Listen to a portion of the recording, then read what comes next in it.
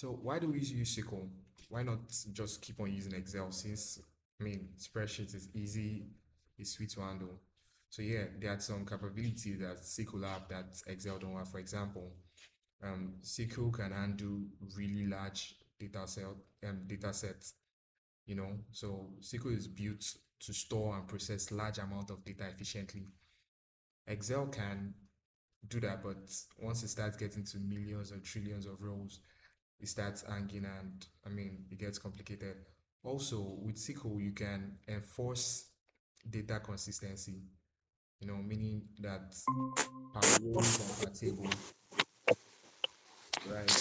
Meaning that per rows and per table, you can tell what you want each of the rows or column to be, you know, and that way you reduce errors and you reduce duplicating. Also, SQL can do complex queries, more complex queries than Excel. For example, you can do filtering, though Excel can do filtering too, but SQL's capability is much more greater. And SQL, you could do joining, grouping, you know, all the sort of stuff. Also, with SQL, um, multiple people it allows multiple people to access and update data at the same time without overwriting what one person is doing. So I can be on a table, you can be on your own table. We're all doing different things, but at the end of the day, because it's connected and related, it can all sum up to form a whole. Right. Then one other thing is that SQL is, it has user roles and permissions, so it's much more security cautious, unlike spreadsheets. So just think of spreadsheet like a small notebook, while SQL is like a library of different books organized efficiently.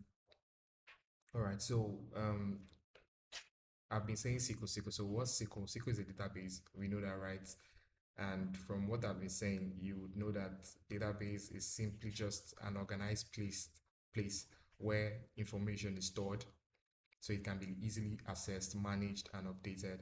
So it could be, a database could be a student, a cabinet.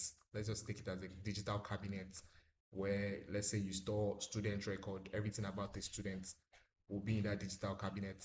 And for example, like one in those cabinets, there are different folders for different students and then different years, there are different arrangement basically like that. So that's a database. Now, um, to access a database, right, you've been needing it, it connects with a data server, right? And in our case, our system computer will be our data server. So for example, if you are like working with group of people on a particular database and everybody is separated in different places, so the data server could actually be a remote server elsewhere, where that actually houses the storage of that particular data set you're working on, or the particular database. So our computer, in this case, would serve as our data server because it stores our database and manages all the requests, that we need. So yes, so data server is like the engine that stores, protect, and process data, which is our computer in this case, because we are not connected to a remote data server. Now, if you had downloaded my SQL Workbench, I want to believe you've all downloaded my SQL Workbench. Once I clicked it, and when we were downloading, we downloaded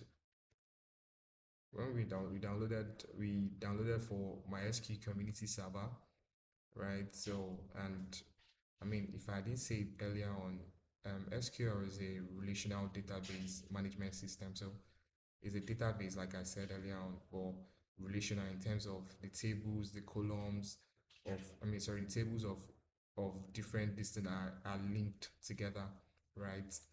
And also, and there are different types of database. There's the relational and there's the non-relational. Those ones they are in any set. They are not necessarily in tables and rows and column form. So yeah, for SQL, my SQL community server is basically like, a software that runs. This software that I just clicked on, it runs in our system and acts as our database server. So in here, We can now, this is my welcome to MySQL Workbench, right? So this is a GUI, which is a graphic interface, user interface tool, right? And it is used to communicate with SQL Server. So this is what we'll be using to communicate with our SQL Server, which is our system, so that it will know what to do, right? So it makes everything get easier. Like we can see everything and we can work with everything much more. It makes it user friendly, better still. So once we are able to open our SQL, we get to this MySQL workbench, right? And this is my SQL connection. So kindly mute, please. So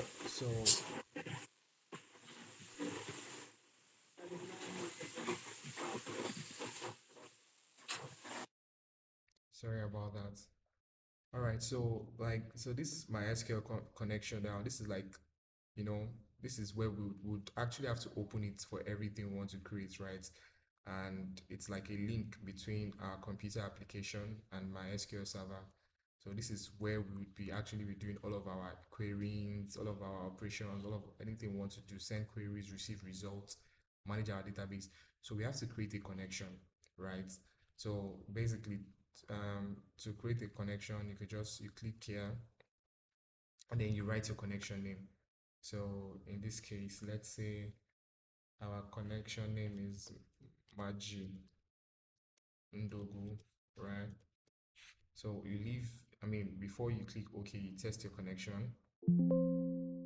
So connection successful, OK, and then okay, now we have our, MCQ, I'm sorry, MySQL connection. So this helps us, like I said, to link our application and the MySQL database server, and it allows us to send queries. So let me just click on it. So you double click on it to open it. So yeah, this is what it looks like, right? This section here is called your navigation pane. This one here is your query pane, and then this one is your output pane, and these are your tools, your toolbar, right? So this is how it looks like, all right? Now you are already inside um, the GUI, right? Now this is where any query you want to work on, this is how you do it. So you can see here, you see schema. So schema is like database, is like a synonym of database, really. So a database is more like a container, it stores data, right? Another name is schema, sorry. So in here we can create database or create schema, and then from there we can create our table. So a database is like accumulation of multiple tables, right? So then we can create our tables, which is the rows and column, and then in here we can fill in our tables, which is, and to create a schema, you could just right click here and click on create schema. So in here you just type whatever the schema name is going to be. Let's just say, so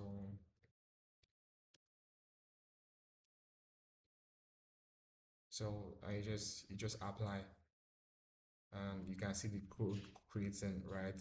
This is one way, right? You can as well just create it directly from what I just showed you earlier on. So this is creating. You can see that you can see Ndogo Maji here, right? And then we finish. So that's one way of creating a schema or a database. You can also do that here by probably just writing code like create database, and then you know you give it a name. Let's say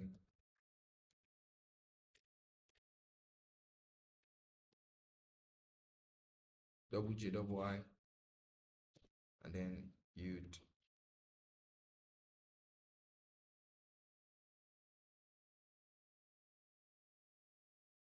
sorry.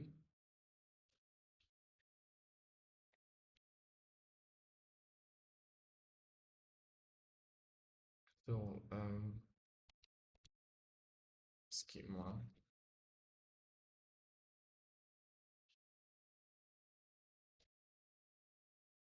Okay, so the problem is the space in there, right? So you just, there's a, what's the word? There's a way you impute, naming convention, right? For database. So you don't, there's no permission for space. So you have to use this, right? So yes, you can see we've created the double JI. You can see that this is a plus sign. Looking at our output pin, if you refresh it here, you'll see that we have the Maji Ndogo database here, right? So that's, and from there you can also create, from there you can click on it.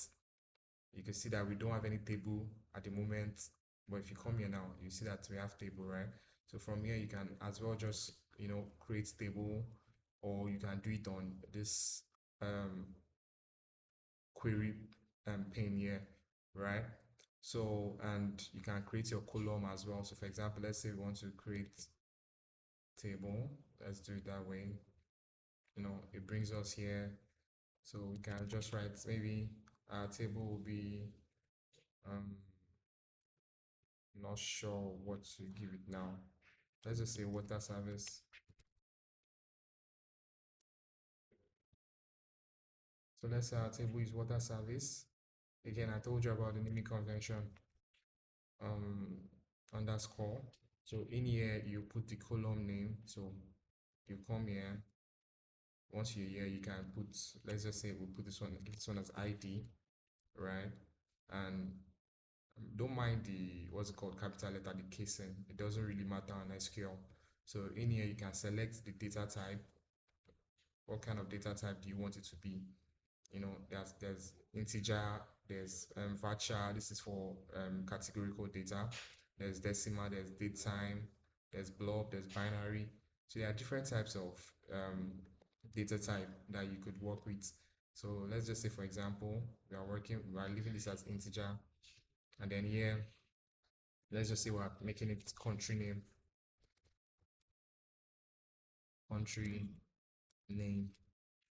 So yes, so country name, we can change this to, like I said, varchar is for categorical data. So we can change this to, um, let's say 75. So 75 characters are permitted here. So yes, now that we've done that, we can just apply. So it has done the coding for you. So if we were to use the query pin, this is what we would have used. This is how we would have done it. So we just apply and it executes, and it's done. So to look at what we've done, we could just click here. You can see that there's water service now. And when you do like this, this place here is where you could, result output. So results grid, sorry. So you can actually see that we've created column ID and column name, right? So in here now, you can as well just edit the ID and edit the country name. So to add in different rows, for example, so let's say I click on edit, so I can say one, and then the country name, I could say Nigeria. So I can come here again, I can say two, and then the country name, I can say Liberia. Come here again, I say three, I can say the country name Mali. So once you're done, you apply. This is insert into. Okay. So you see that it's actually quite easy to, creating a table and then populating your table on MySQL, right? So, but that's not what we'll be doing today. I just had to take us through some of the things we can do and how to interact, at least in the slide test. So since I'll just be going straight to what we want to do, but before I do that, I'll drop this data, this database.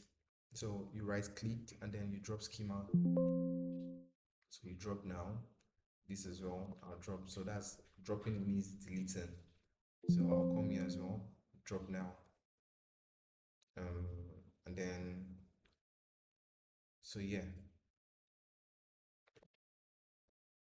So now back to in here, I told us that this place is a tool, and if you click here, you can create like another like an extra sheet to work on, right?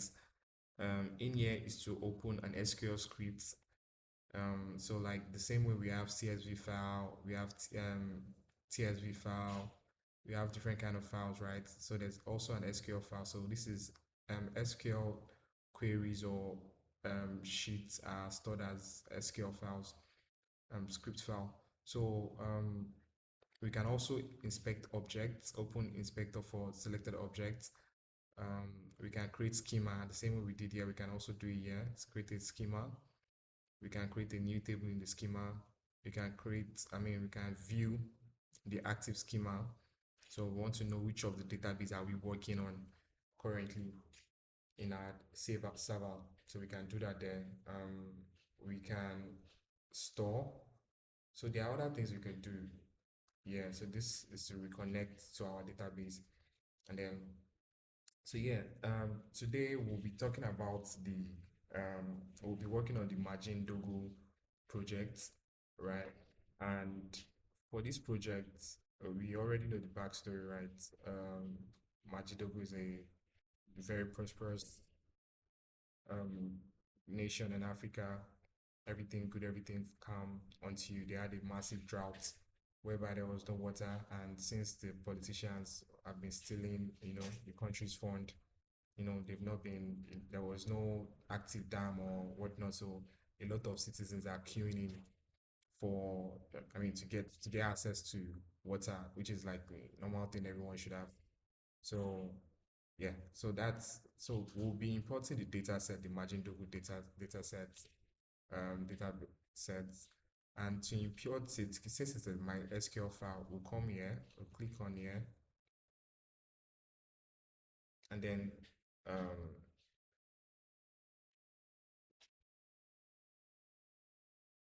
yes, so this is it, empty water service. So this is so basically this is more like a combined. So back to let me just go to this.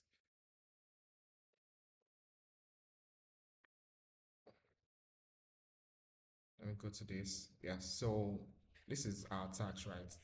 And from the beginning, let's just read. So this is Aziza Naledi saying, okay, congratulations on successful completion of our extensive survey. So we did a survey, and your dedication and hard work have resulted in an invaluable asset database of 60,000 records meticulously collected by our devoted team of engineers, field workers, scientists, and analysts. Now, the next crucial phase of our mission begins. So we need to make sense of an immense data trove and extract meaningful insights. We must breathe life into these records and listen to the story they are telling us. Now, the records they are talking or data trove they are talking about is the one I was about to upload. So I urge you to load this data set, this database, and thoroughly acquaint yourself with it. So dive deep, exploit structure, understand the variables and the connection between them. So each record is a chapter of its own story, right? And they said each query you run is a thread of weaving into the story. This is a process of discovering. So uh, she was just trying to, so as you proceed, always remember that every bit of information is a piece of a bigger puzzle. So they want us to actually dive deeper into this data set. And let's read. So now this is a different person, Chidi. So he's saying, hey team, hope this message finds you well. I'm Chidi Kunto, and I'm really excited to be working with all of you on this upcoming project. Our president Aziza Naledi, the person I spoke earlier on, has given us a monumental task. So we have got this mountain of data, and it's our job to sift through it, finding through the nuggets of insight that will help us solve our water crisis here in Majindogo. But you won't be able to do it alone. So Chidi will serve as our mentor and will show us, will guide us through how to, how to first and how a real data project kicks off, right? I'll be taking a leader's instruction and breaking down into clear and manageable tasks. So that's what Chidi will be doing. So Chidi will be our guide, and here's what Chidi wants us to do. So first of all, we need to get to know our data, right? Um, Before we do anything else, let's take a good look at our data, which is what we always say. You need to understand your data before you can make any meaningful insights from it. So we would load up the database and then pull up the first few records. And then pull up the first few records. It's like getting into it to know a new city. So you need to explore, and we need to explore the lay of the land before we start our journey. So once we've gotten to know our data, the next thing we'll be doing is to dive into the water sources. So we have got a whole table dedicated to the type of water source in our data. So we're going to dig in. Once we know the water source we're dealing with, and then we'll now unpack the visits. Like they said, our team has been able to meticulously collate, you know, um, so it means they actually went there to visit the water source, right? So the table is our database. It's like a logbook of all the trip made by different sources,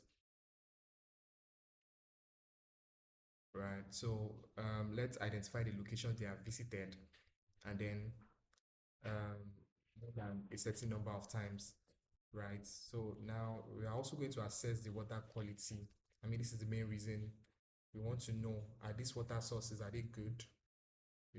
And minus the fact that are they good, is it sufficient? Can it be easily assessed so that they can easily know where they should place their focus, where they should put their focus on, right? So they want to know, I mean, are these water sources at different areas, are they still working? All those things. So, and then the ones that are working, what is the quality? Is there any form of pollution there? So yeah, so the fourth one we'll be doing is to assess the quality of the water source, right? So the quality of the water source is a pretty big deal, and we'll turn to the water source quality table. So we'll see that in the water quality table, and also would investigate our population issue. So yeah, so once we've been able to do that, um, so yeah, this is the first task, getting to know our data. So before we go further, so this was the data, um, this is the Maji Ndogo water service database they were referring to. Let me just go back again to redo it. So you click here. This is how you open your SQL script. You click here, and then you look for the SQL file. You can see SQL text file. You click here. You click open. Now, so the same way I was doing earlier on, they've done all those things, created the table, they've populated the data, right? So now your job as a data analyst is to analyze that data, right? So now that we've gotten the script and want to analyze it, the first thing we do, this is the button to execute. So click here to execute. Now, to start with, you see I have MD water service before this, because I was working on it, earlier on as well. So, and you can see from this query, it says drop database if exists, and I mentioned that the dropping means to delete. So it means once I execute this one I had before would cancel, and then it will bring afresh a new database, and that's the beauty of SQL. So yes, I'll click on execute. It's loads for a minute. It's still running. It's still running. You can see it's still making circles. You can see that the schema has dropped. Yeah, right. So once it's done, we'll would refresh it. So it's loading it line by line, line by line, line by line. Each of the queries, each of the operators is reading it, is making sense of it line by line. So once it's done, we'll be able to, you know, work on it. It might take a minute because the data set is actually plenty.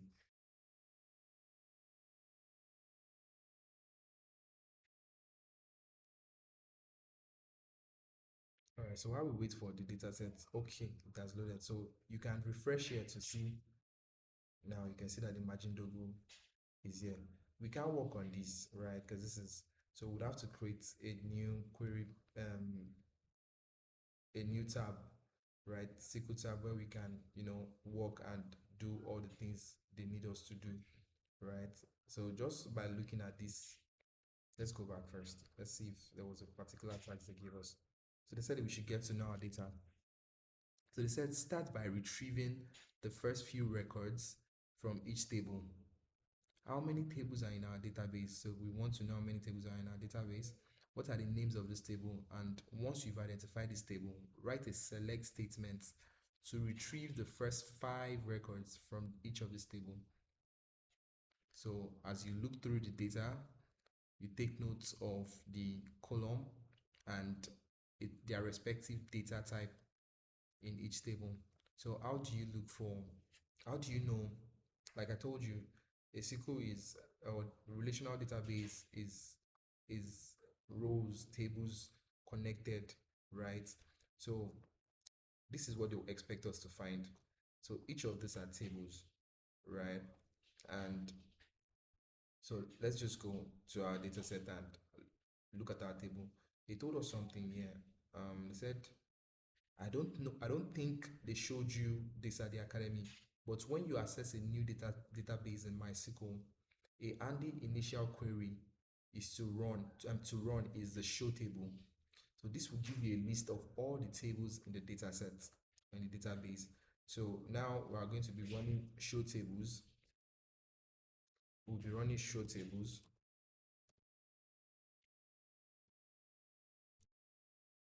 We'll be running show tables to see the tables we have in this our MD water service database. So you come here, you click on execute, right? So you can see we have 8 tables in our data set. So there's a data dictionary, there's an employee, there's a global water access, there's a location, there's a visit table, there's a water quality table, there's a water source table, and there's a well pollution table.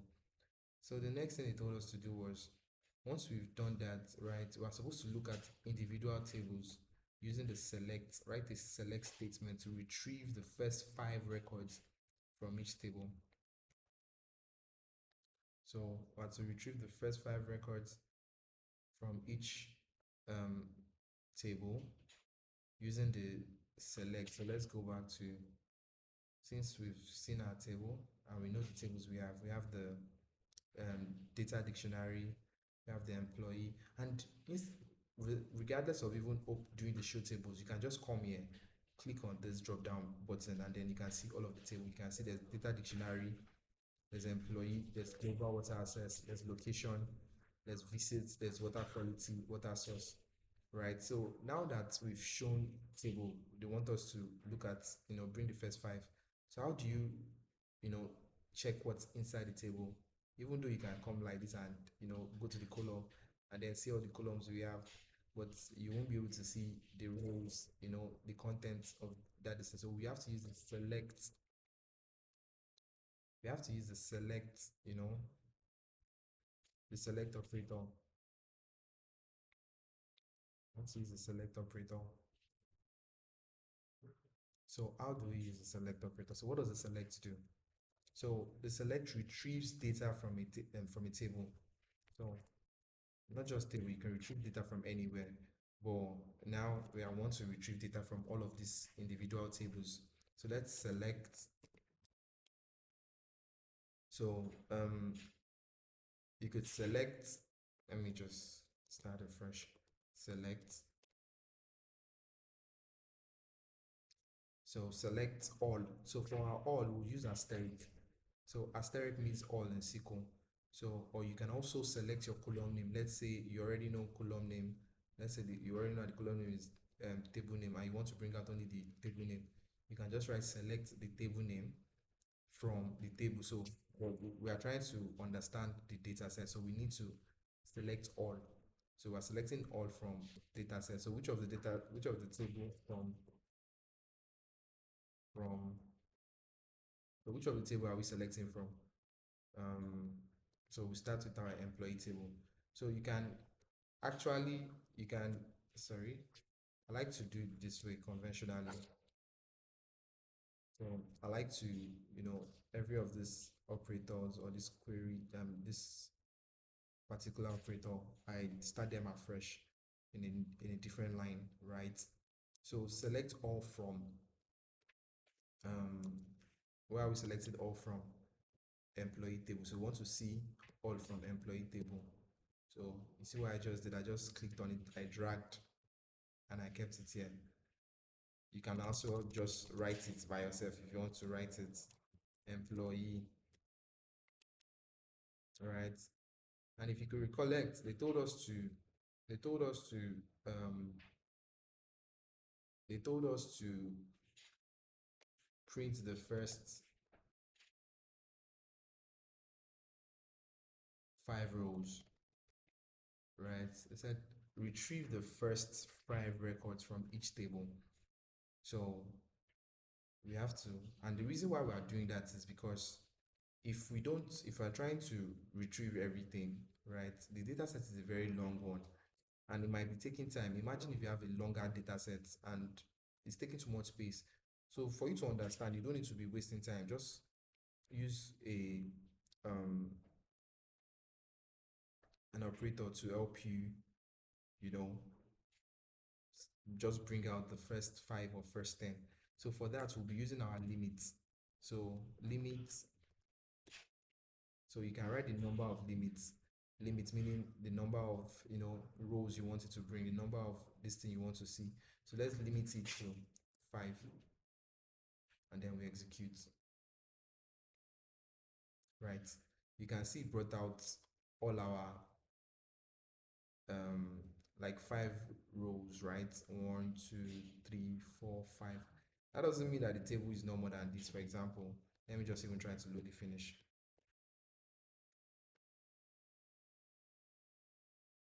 Sorry. Um, what I just did is a way I is a way you can, it's called commenting, right? And like I said, whatever thing you want to run, it runs in this query pane, right? It runs everything, right, that is inside here. So if you want to run something else, you want to look for something else, you'd have to delete this, or you turn it to comment. So once you comment it, it won't read it as something to run. But if you don't comment it, anything that is in this query pane will be run, right? And you see the results in the result pane here. So what to do to comment, you do control backslash, right? So I just control backslash, and then if I run it, rather than it doing limiting it to 5 rows, it would run everything, right? So run everything. So once I click on the execute, you see it took a while, and you can see we have 56 rows. Earlier on we had 5 rows because we did limit 5, but now no more limit 5. We mute com turn the limit 5 to a comment, so it won't limit 5. So yeah, so now let's just go back because we're trying to understand our data. So now we've done employee. What can we see in our employee? We can see that there's an employee ID. So this is definitely individual IDs for all of the employees that are here. And then we can see the employee first name and the last name, and then the employee phone number, employee email, but this is no here. And then employee address, the province, Sokoto, the town name, Inlaja, rural. I guess they didn't know the town name for that, just kept it as rural. And then you can see the position the employee holds. The employee is a field surveyor. So let's do the same thing for all the other roles. So let's take global water access, for example. I'll delete this. I'm not changing the code since I'm doing the same thing for everything. I'm selecting all from a particular table, and then I'm limiting it to 5 rows. So I click on execute, it loads. So this one now, this one is quite similar to our integrated project 2, right? You can see the name of the country, you can see the region, You can see the year, you can see the population of the nation, population of urban. So it's actually quite similar to the one we did before, the integrated projects that we did before in the sheet. So yeah, we can now also look at the location table.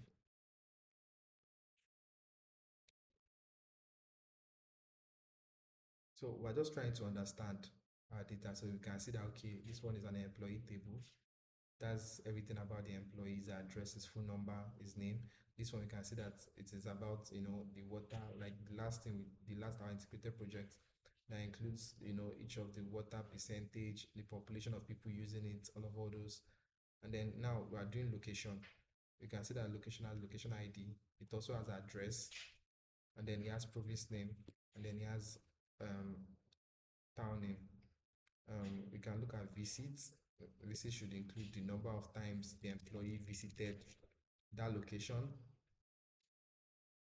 So you can see visits count one, one, one, one, one. So this is the source ID, the time of record, the employees, the ID of the employee assigned to the employee 12 that did this, and how many time in the queue. This is like the seconds at which the person was in the queue to get the water. So I'm still trying to understand. So we'll look at every other thing. Let's look at the water quality. So water quality, visit count, quality score. So if you remember earlier on, they said something about that we had our scientists and other people. They measured they investigated the water quality, right? So they definitely ranked it from in different numbers. So one, two, three, four, five. So yes, based off of how good or bad they are. So that's what this is about. And then we have our water source. So from the name, you can also already tell that it is, where they are getting their water from. So this is tap in home, broken tap, well, there should be river somewhere. And then let's look at our last, okay, we didn't look at data dictionary, but we'll look at it after this one. The well population. So this is pollution, sorry. So this is the source ID. I think there was a source ID earlier on. There was a source ID earlier on, and that's it's it's called a foreign key, right? So foreign keys meaning that it's foreign to this table. It has its primary key somewhere else. So that's the connecting, the linking factor. So the source ID in that one is also used in the source ID here. We saw something like that too earlier. We saw assigned employee ID. So employee ID is the assigned employee ID. Let me just put it here. Let me just go back and show you. Yeah, so this is the assigned employee ID. And I think somewhere here we saw another applied employee ID. Let me see. Not this. The visits. This is the source ID, first source ID. And this is the assigned employee ID, like I was referring to. So in here, employee ID is the primary key. And in here, I mean, meaning that whatever data you want to input, right, it will be numbered accordingly, right? And these numbers follow each other, and it can't, you cannot say you're not going to impute anything here. It will not work. So it's a so it's primary here, and it's now a secondary in the visits table. So yeah, I think the last one we need to check is our data dictionary. So let me just comment this so we can look at our data dictionary.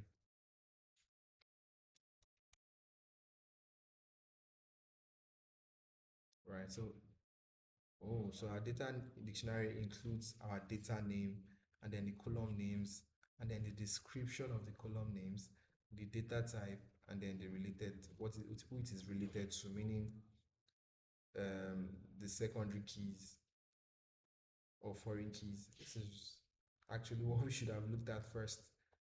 Yes, so from here you can easily see that phone number, that's the contact name of the employee. So you can, let's just go somewhere else. Visit, you can see time in queue, time spent by people waiting for water in a queue. Um, you can come down.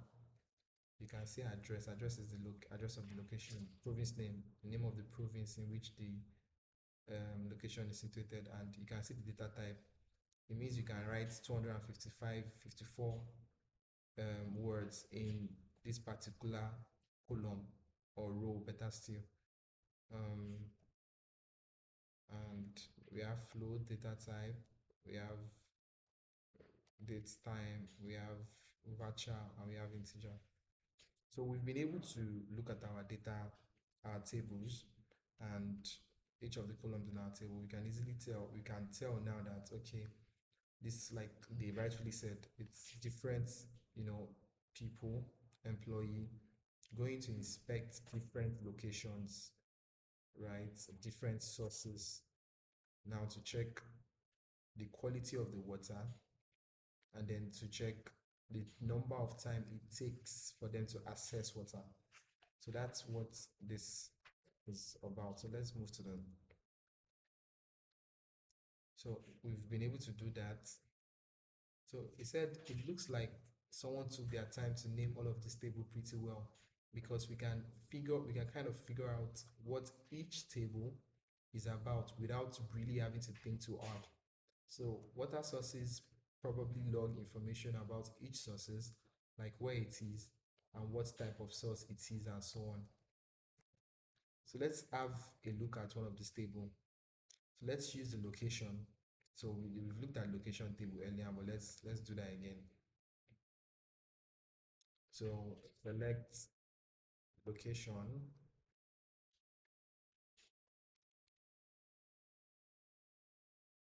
and comment this,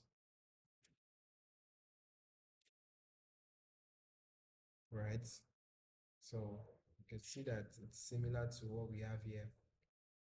So we can see that this table has information on a specific location with an address, the province name, the town, and then the location it is in.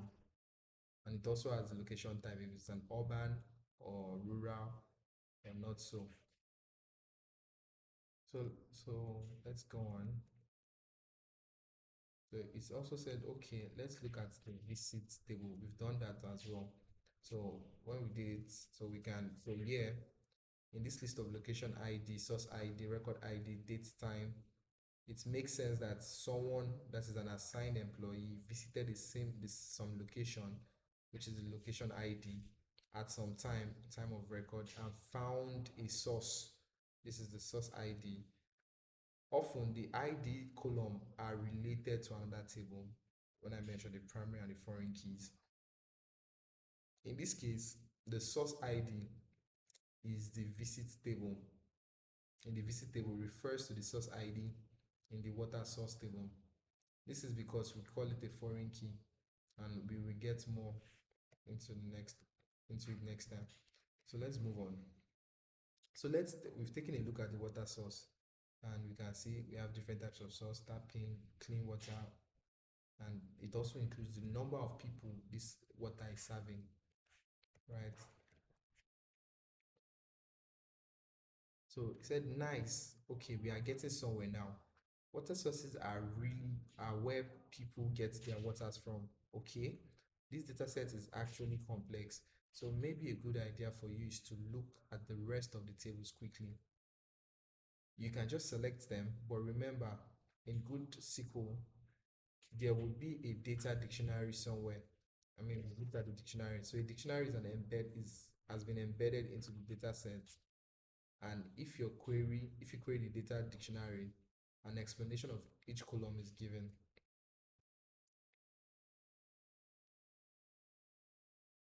So this is the second task we are doing. So we have to dive into the water sources, right? So now that, let me just put this as getting to know our data.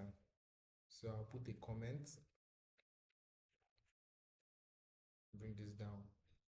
So to do comment, like I said earlier on, you can highlight and then control backslash if commented, or you can just dash twice, double dash, and then it will see it as a one line comment. So this will just tag it as getting to know our data. So it's number one. Let's comment this because we are done with that, and we'll be moving to number two. So number two is we should inspect our dive into our water source. So number two are to dive into our water source.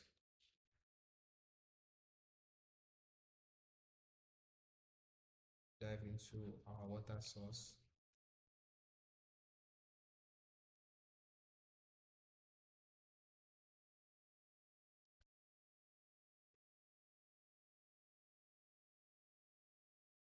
Right, so now let's go back to what they want us to do. So they said, now that you are familiar with the structure of the table, let's dive deeper.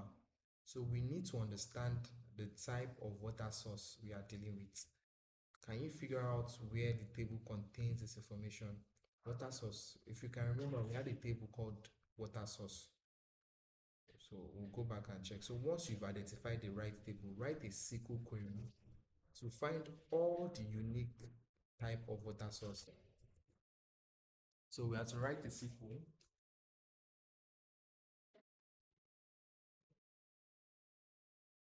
to find all the unique type of water source, right? So this is what we're supposed to see.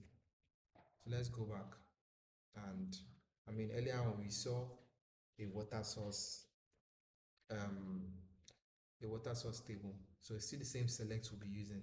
So all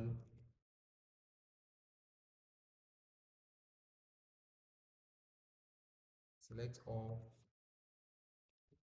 from indent it, because select all from water source, or let's even confirm, is it actually what we're looking for?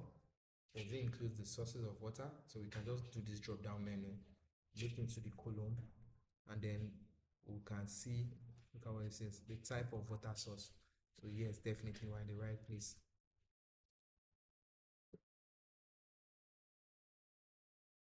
Right, so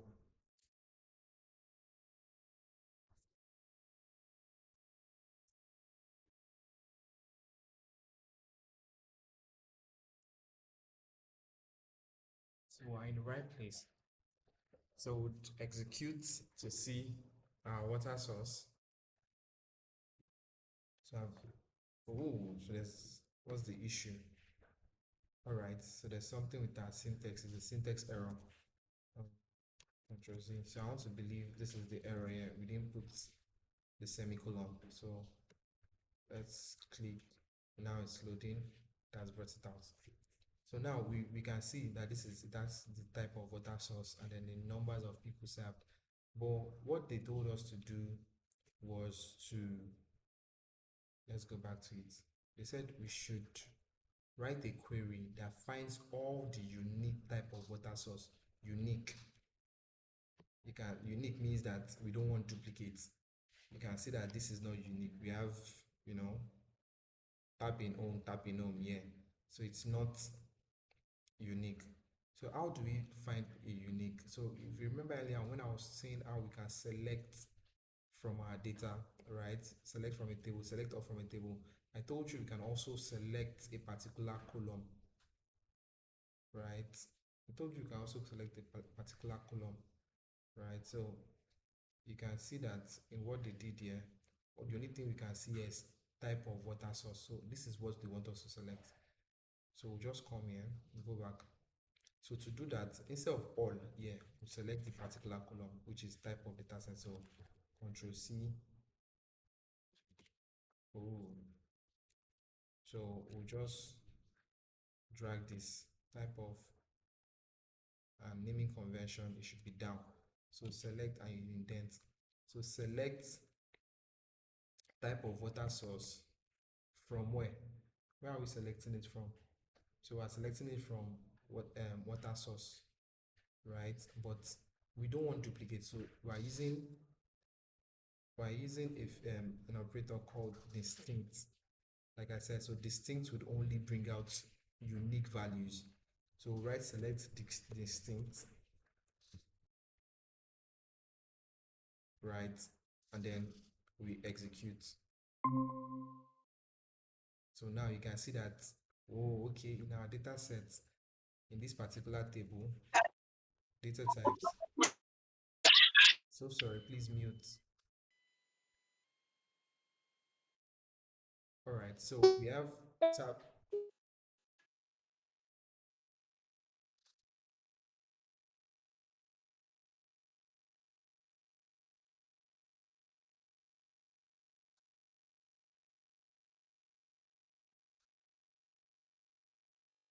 So we can see from our data set that we have tap in home broken, well, shared, river, same as what we have here. So they now said, let me quickly bring you up to speed. So they want us of this water source type.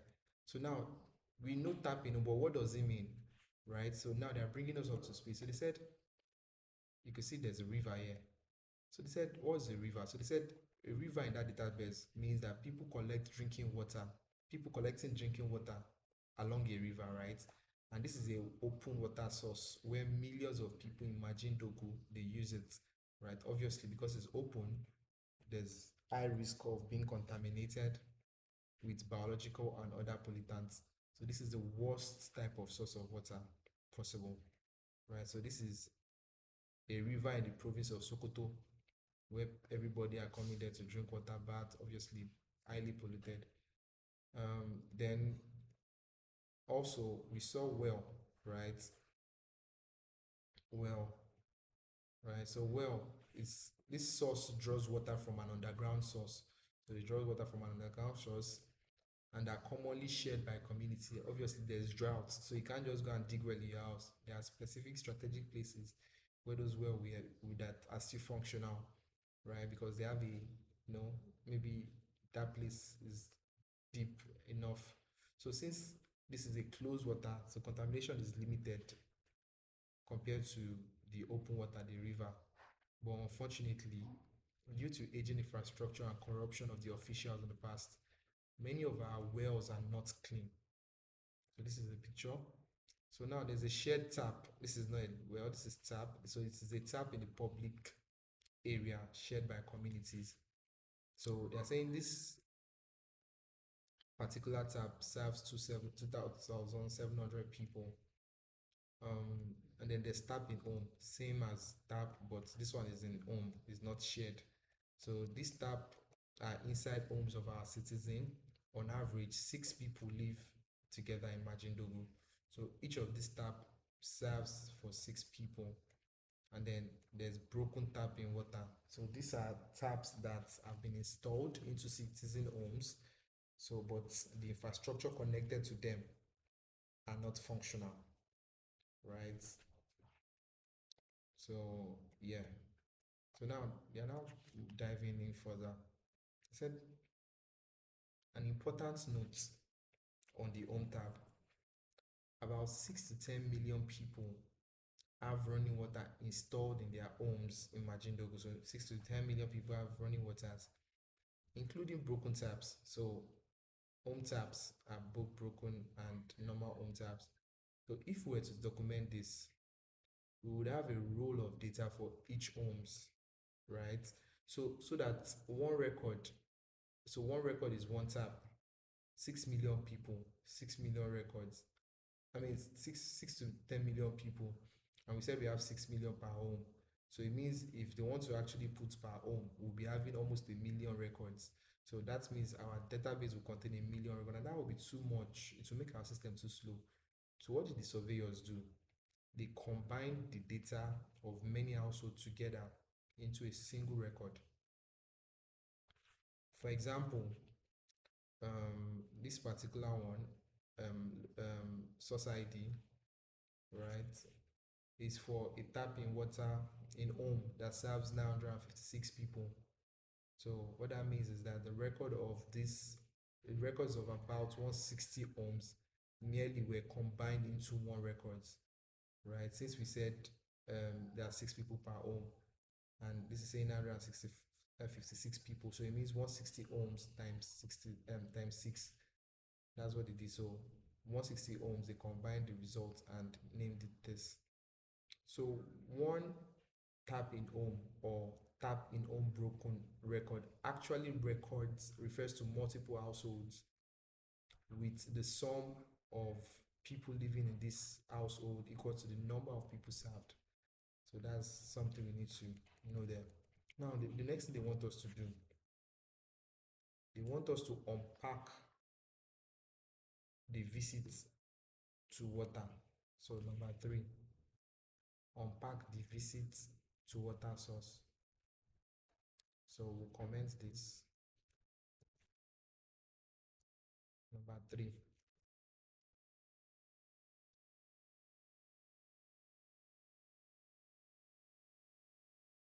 unpack the visits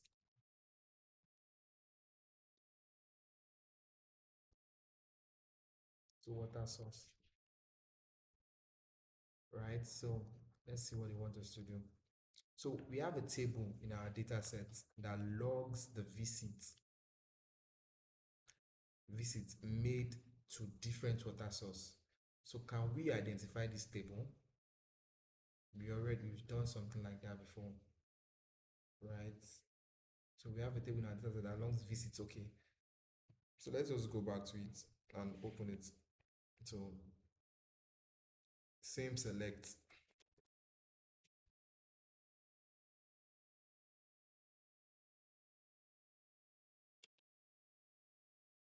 visits, because we're looking at the visits table, and then semicolon, and then you execute,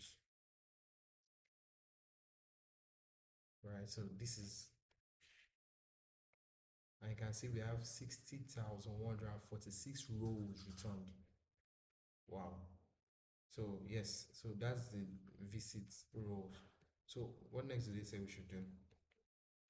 So they said write an SQL query that retrieves all record from this table where the time in queue is more than some crazy time, say 500 minutes. So how will you feel queuing for 8 hours? So what we want to do now is that they want us to write a query whereby you can see these visits now. There's visit ID, there's location ID, there's source ID, the time the record was collected, the visit count, and then the time in queue. So this time are in minutes, right?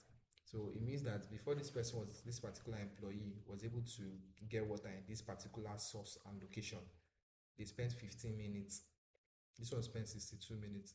So what they want us to do now is that we should find the one whereby the time in queue, which is the time in queue here, is greater than 500. It's more than 500 because minutes. So because why would you be using 500 minutes in a particular source because you want to get water 8 hours to get water? So that's what we want to do. So to do that, we'll make use of where, right? So what does where do? So where is used to filter records based on condition, and where you can use logical, you can use conditional, right? To with where. So where is actually a very important tool. So what we do? So to filter it, we would have to put where. What did they say? So they said where our time in queue. So visit column. I do this so that I don't make mistake. Just drag and drop. So where our time in queue is equals to what is greater than what 500, and then semicolon, and then we execute.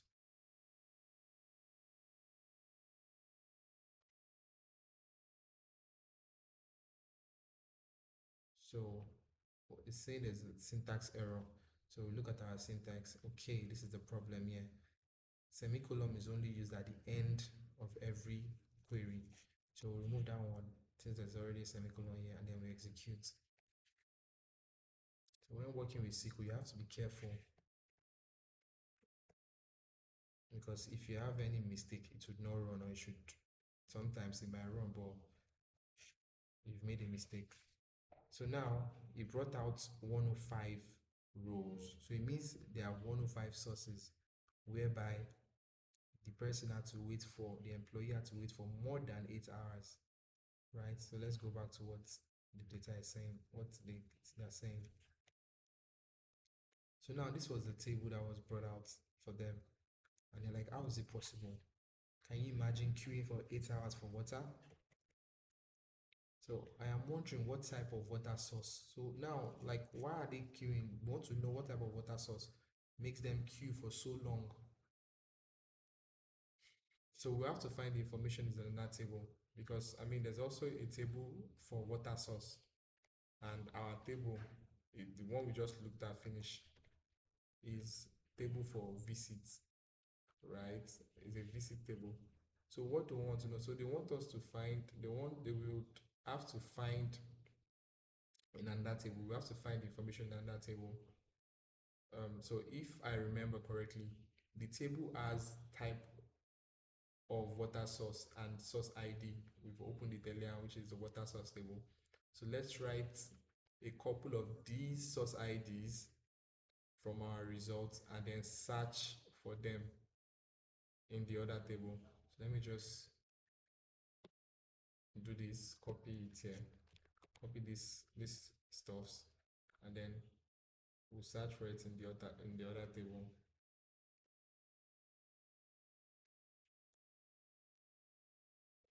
So let me put this here, Control V.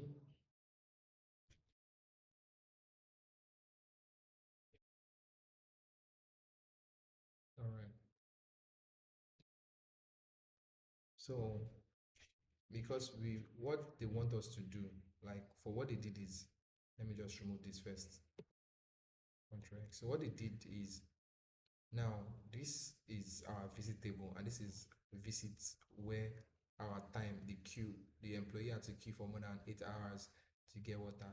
So so they came here, they picked source IDs because we want to know what water source is making anyone stay for 8 hours. So we are picking the source ID, right? So once we pick the source ID, we'll use the source ID, we would open the selected source ID that we picked that is over 8 hours, and then we'll open it in our there's a table which is the water source table here, and then we'll see the type of water source here that is making someone stay for 8 hours. So they've given us what to look, so I just kept it here, and then the same select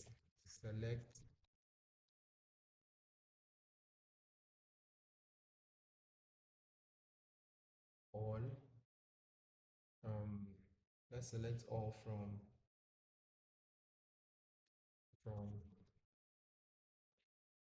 convention, put this down,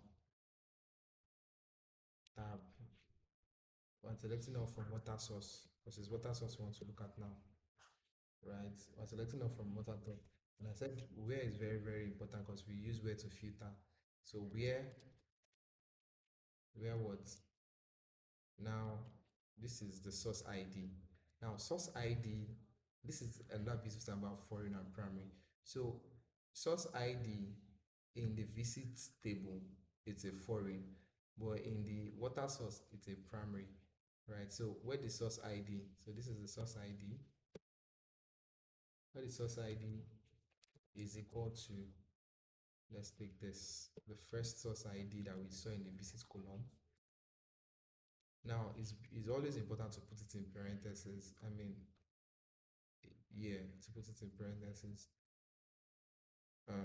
for apostrophe, right?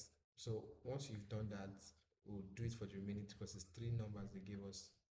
Um, So source ID is this. Now, like I said, where can be used with conditional or logical operators. So we can just come down here. So where source ID is equals to this, we want to see the water source, right? So or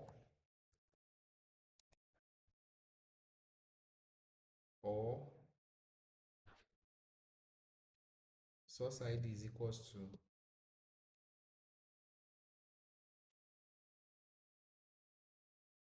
or source ID is equals to this here, right? We'll copy again,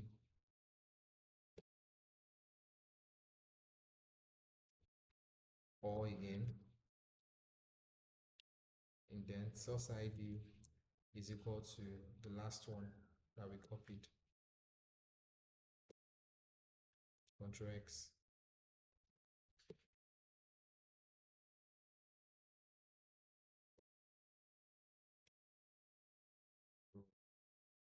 Okay, so we've been able to do that. Now, before we run it, so that we're not gonna make mistake, let's don't forget that we need to indent this.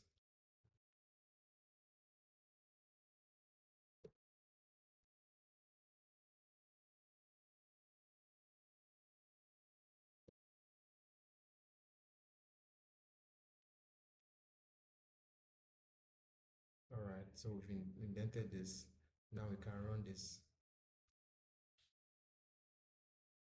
All right, so you can see that it is a shared tab that has over 500 people. So what is shared tab? Let's see, maybe it actually makes sense. They explain shared tab for us. They said shared tab is a water source whereby, it's a tap in a public area that is shared by community. So that makes sense. So different communities, and it serves over 2,700 people. So imagine everyone coming to get water. So it would obviously take a lot of time. So that makes sense. So guys, please, could you give me a few minutes? I have another and I need to pick up.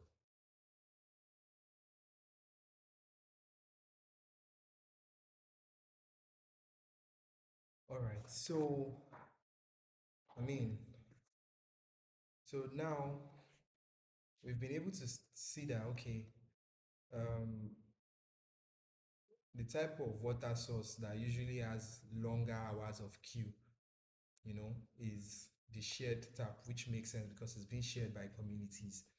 Now let's go back to what our distance says. So it said, I added I added a couple of others. Sorry, well, if you check them, you will see which sources have people queuing. So they added others, and there's shared tap water, there's pool dirty well, and then there's, let me see this pool dirty well. Let me just copy and go back to um, is it an apostrophe, parenthesis, Control C,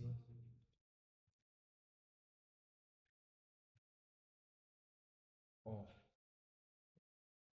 right? So let's execute. Let's see. Okay, well, because I know they didn't give us anything relating to, they didn't give us anything like pull dirty well, right? So that's well. So well and shared data and shared tab. All right, so let's continue. So I added a couple of others, and this is what I saw. So the field surveyor also let us know that they measured sources that add queues a few times to see if the queue time changed. Oh, okay, so they did that a couple of times. They didn't just go there once. There are some places they went multiple times just to see if, if they come on a Saturday, will it reduce? If they come on a Tuesday, will it reduce? So they had that also. So now the next task is for us to assess. So we are done with that one now. We've been able to factor out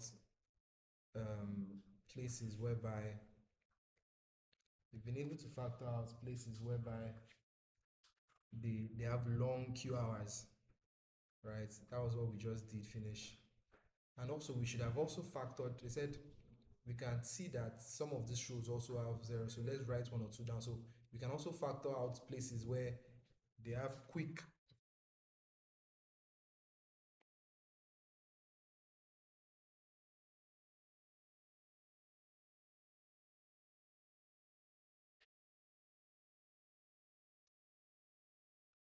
All right, sorry, please. Apologies for that.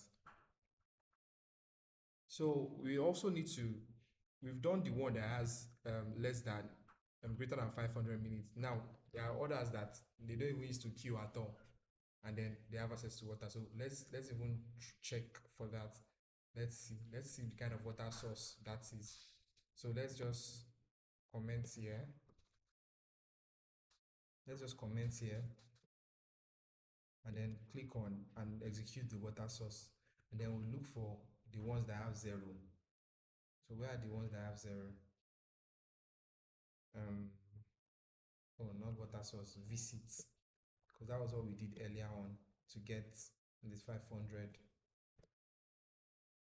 So let's comment this and then we'll uncomment the visits query here, uncomment it, and then we run it. So you can see this one has zero queue time. Just thinking about it, you know that this will be tap in home. So people that have tap in their house with six family, they shouldn't be queued there now. Because they also have zero zero, so they have to be, most likely they have to be tap in home. So it's always good to understand your data. If you understand your data, so let's just take two zeros and confirm what source ID would it be. Take this one. Let's look for another one at random. Let's take this one too. All right. Control X just to remove it, and let me comment this one back before I forget and I start looking for what happened. So we'll come down here.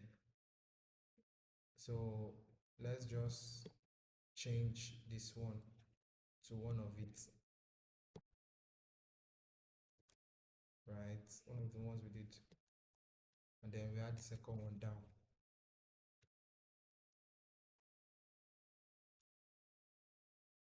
So I would uncomment it first.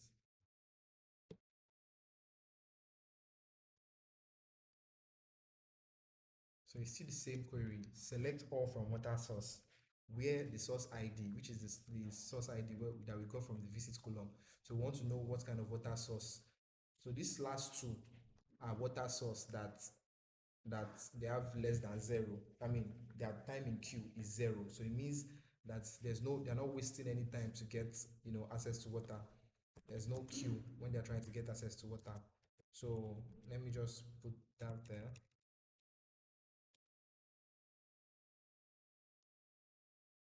Um, so source ID is equal to,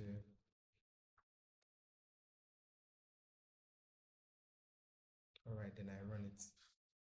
So let's see what type of source ID they are. So you can see that, wow,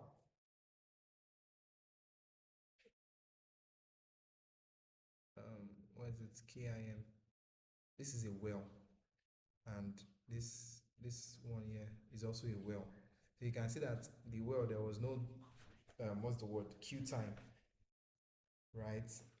And maybe if you check on down, we'll see some that is tapping home. That's which is they have tap at their home. So let's just continue. We've been able to do what they told us to do there.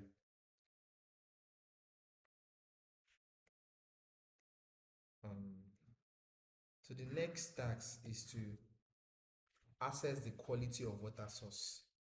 So the quality of our water source is the whole point of this survey, right? So we have a table that contains a quality score of each visit made about the water source that was assigned by a field surveyor. They assigned a source to each, a score to each source. So each source of water, either tap, river water, well, they assigned a score. So one from zero, one being terrible, then 10 to being a good water. So thinking about it, you expect that river should be one or less than, not too far from one. And then tapping home, not the broken tapping home, but the tapping home should be 10, right? So, and then well can be in between. So they are saying, so for a good water source, clean water source in home, shared taps are not rated as high. The score also depends on how long the queue time are. So they're not just, the score is not just based off of the quality, it's also based off of the length of the queue time.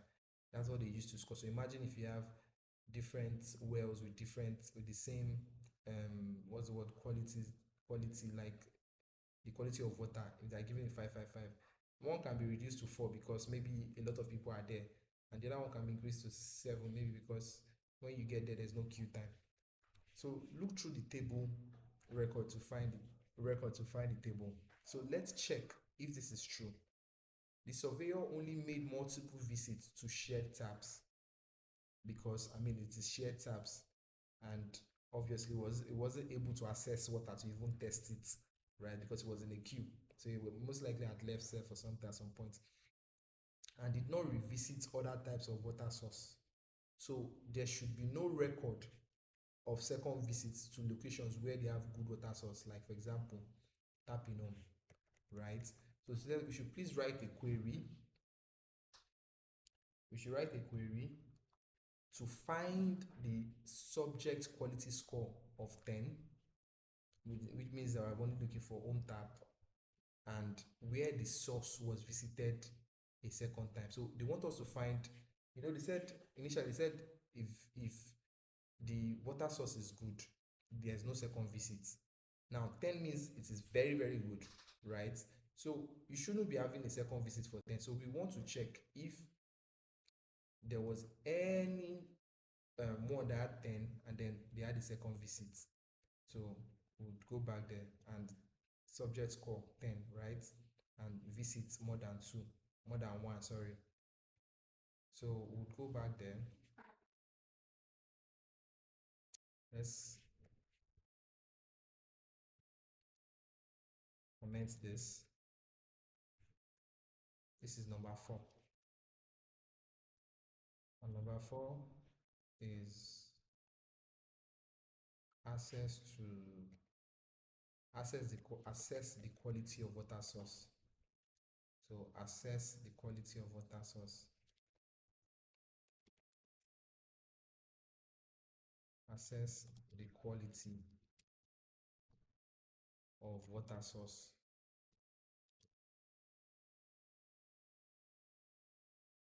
So now, so water, we know we have a table that is water quality. So let's look at the table. Obviously, we'll still use our favorite word. Select all from where? From indent water quality.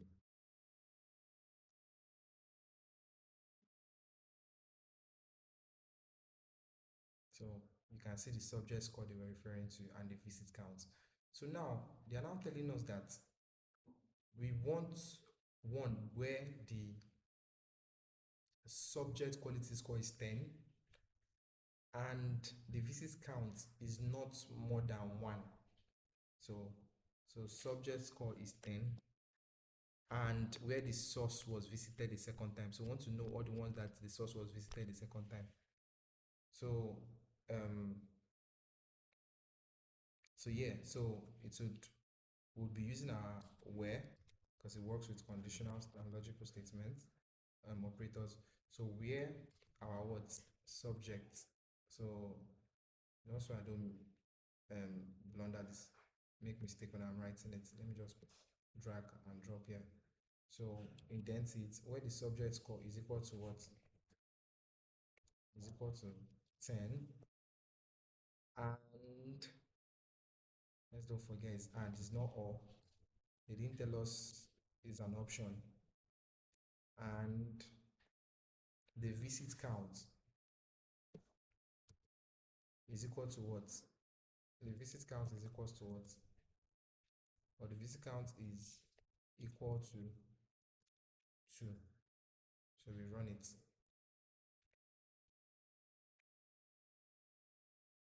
So you can see that we have 218 rows, right? So let's see what it says here. So you can see that I get 218 rows of data, but this should not be happening.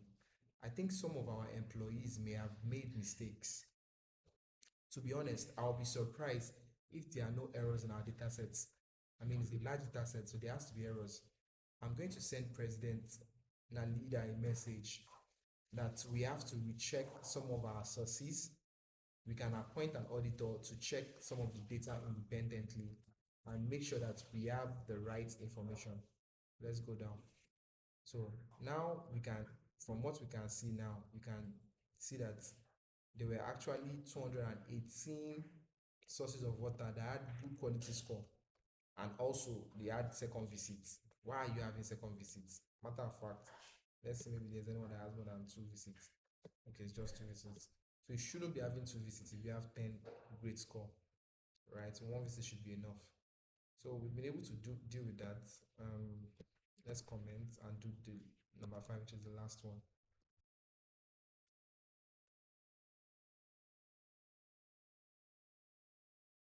So the fifth one was our tax. So the task given is to investigate the pollution issues. So we have to investigate the pollution issues, right?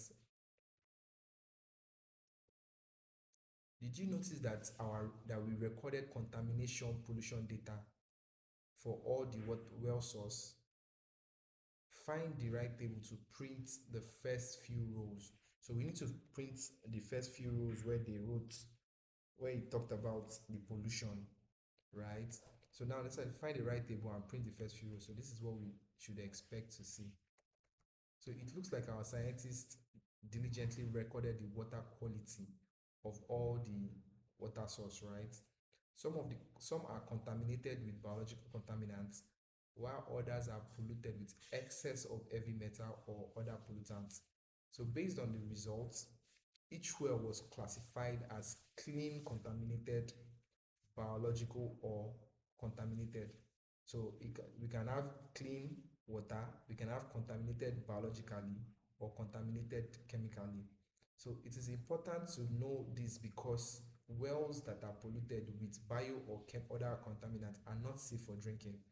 So it looks like they recorded the source ID of each test so we can link it to the source at some place in Maji Ndogo. So since we already have the source ID, we can link it to the source. From the source, we can know the location, and then we can go and warn them that please don't drink this water, or we can go and treat it. That okay, once we treat this water, it's safe for drinking. So yeah. So we'll go back to our data set, and um, since we're investigating pollution, we'll use our select statement first.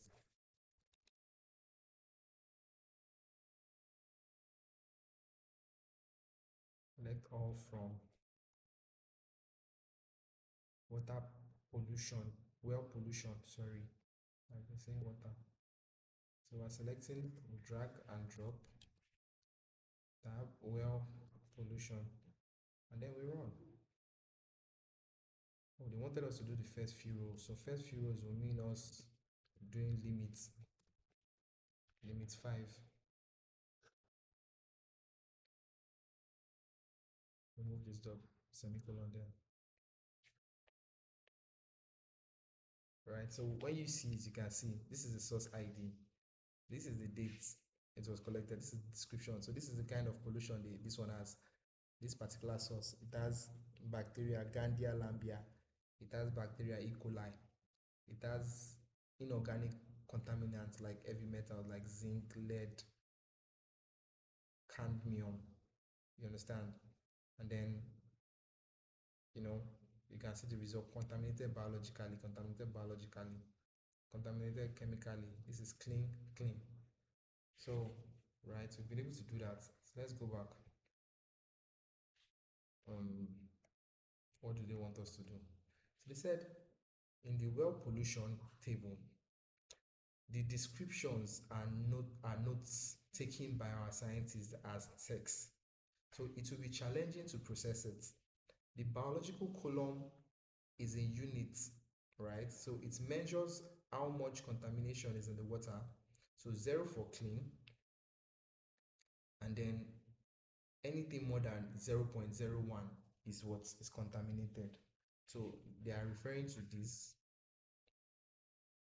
they're referring to this pollution ppm, right? And they said zero would mean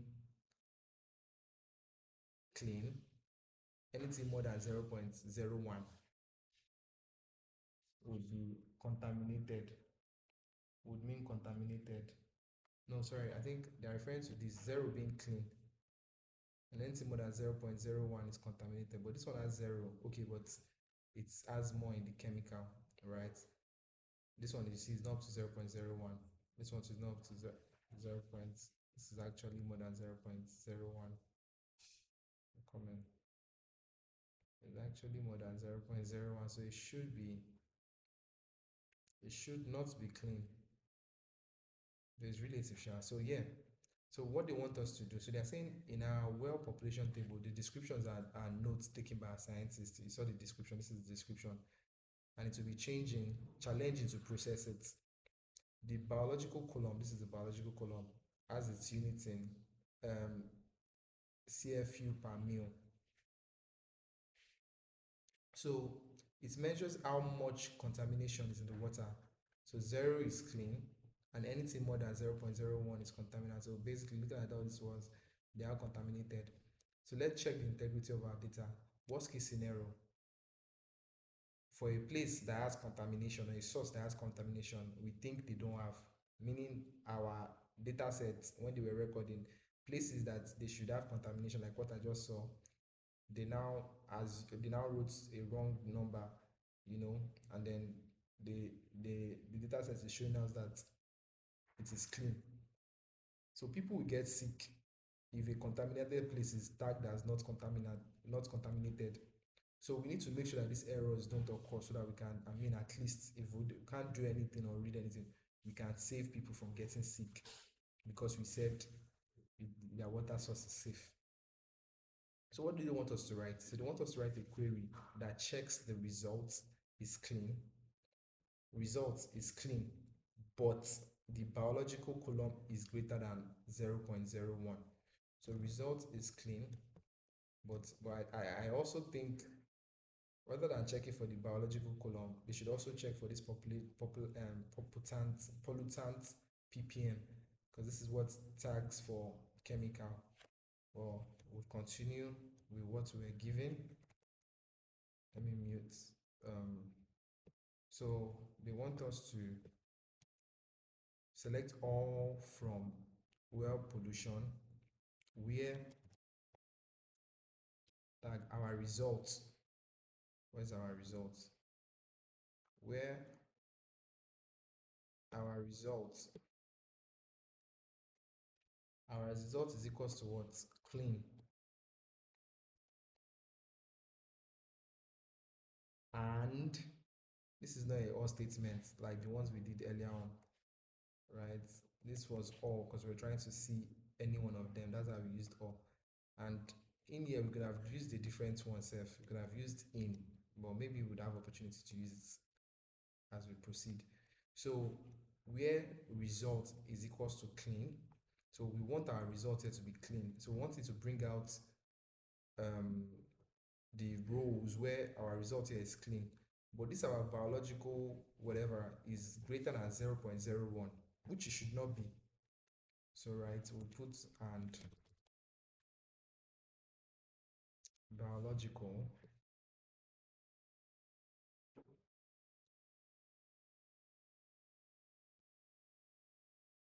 greater, biological is greater than, shouldn't be in parentheses or comma because it's numerical.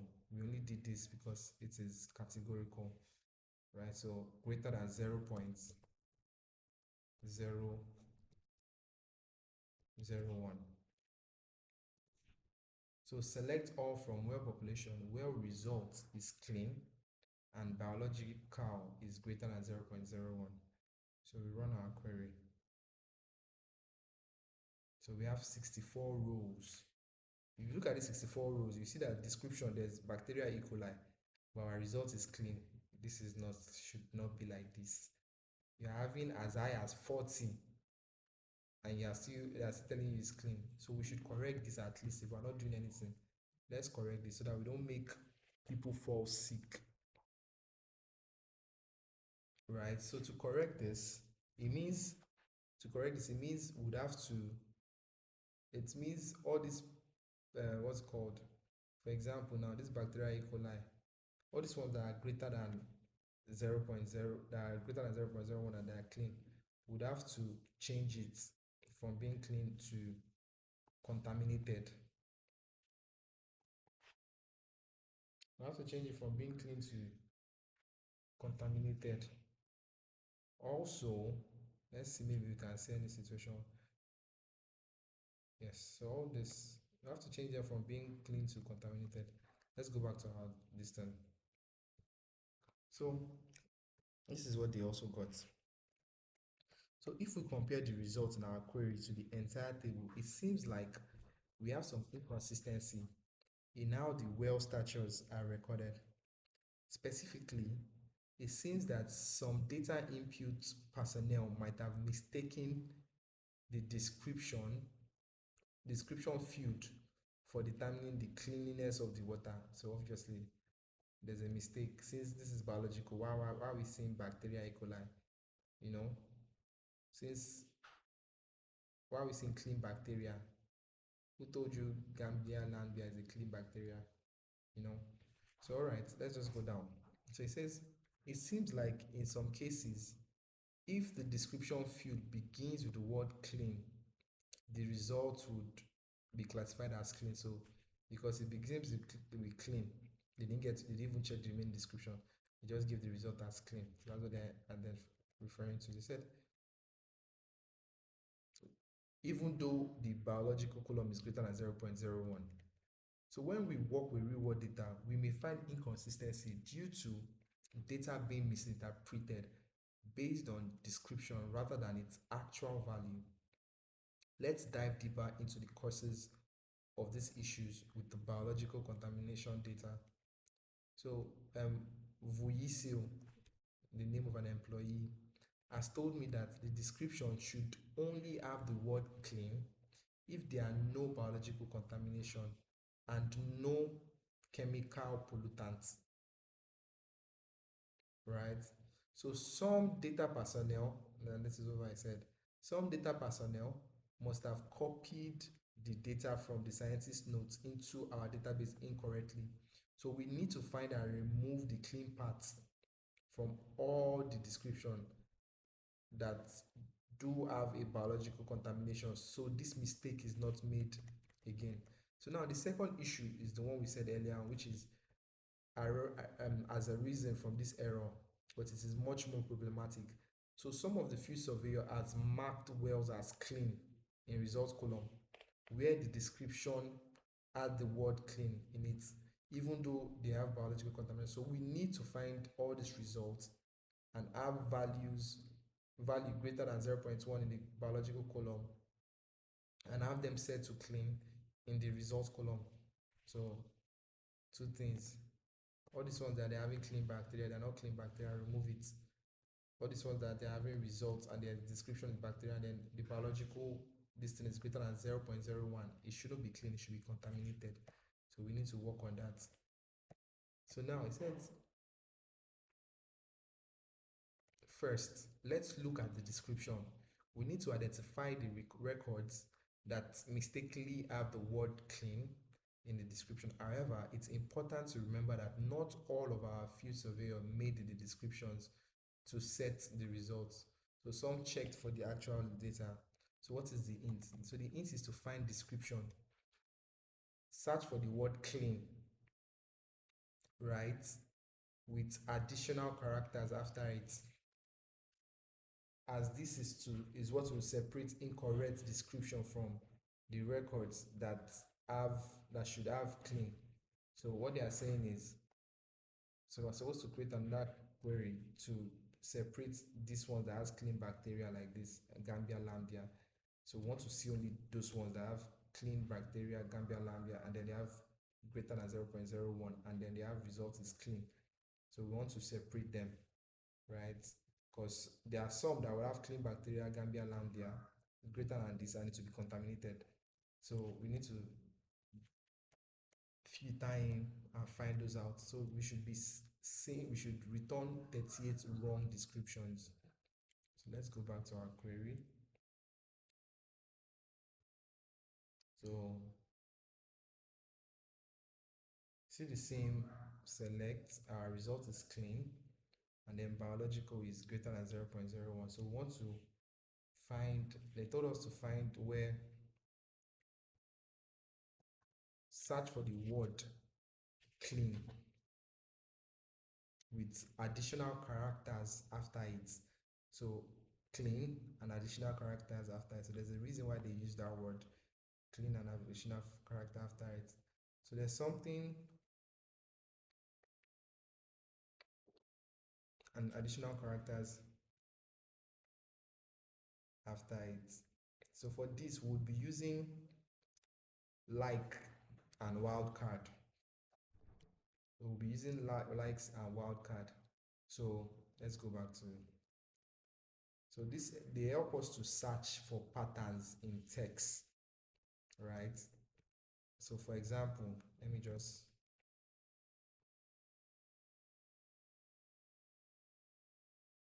so let me just even do this, comment this, just so we can understand wildcard. So let's say where we can say um where description, let's put description,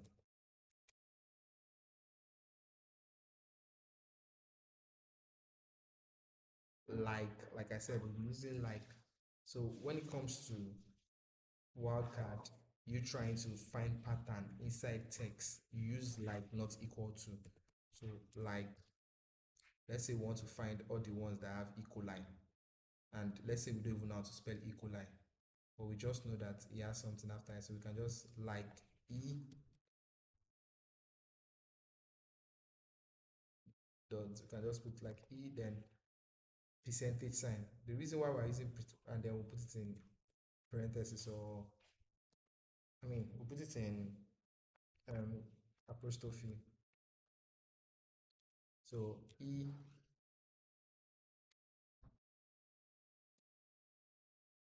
right? So once you click on it, it will bring out all the one that has E. coli. Okay, that was the mistake. So E dot, let's see.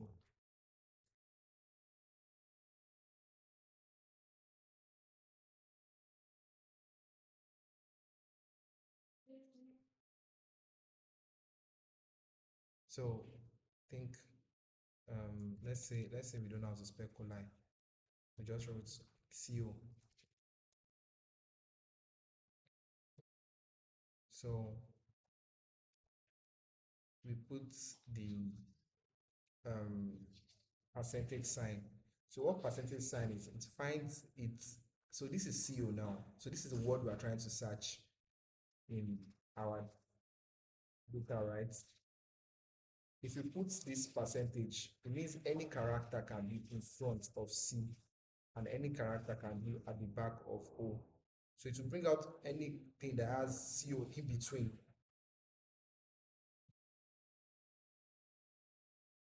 right? So you can see that all the ones that has E. coli, E. coli, and also the ones that has contaminants, that's what it's bringing because that's CO.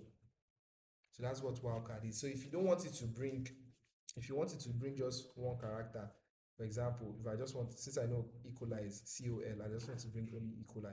I just put L and then underscore and then to bring out only E. coli. You see, it's bringing out only E. coli. So that's the way you work with like and wildcards. So it's a very important tool to use. So back to our um back to our query. So just to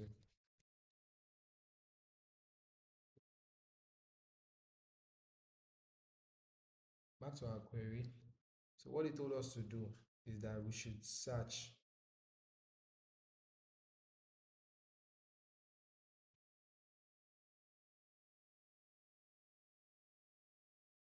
So what it told us to do is that we should search and use, search for the word clean with additional characters after it. After, so we'd go. So we'll use that same, because result is clean, and then biological is um 0.01. Let me first run this first so that we understand what they want us to do properly. So right, so they want us to look for description where description has clean and some words after it. So we'll use what we use and, because it's a compulsory, it's enforced, we must look for it. It's not a situation of we don't want to, we cannot, no. So we would we are searching for description. So we're searching for the text pattern in our description column. So description,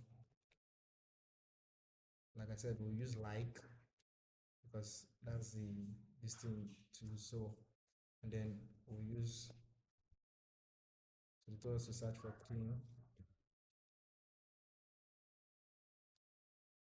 and then any character after it. So this is what's going to be here. Oh, it's giving us red here because we need to remove the semicolon. So clean.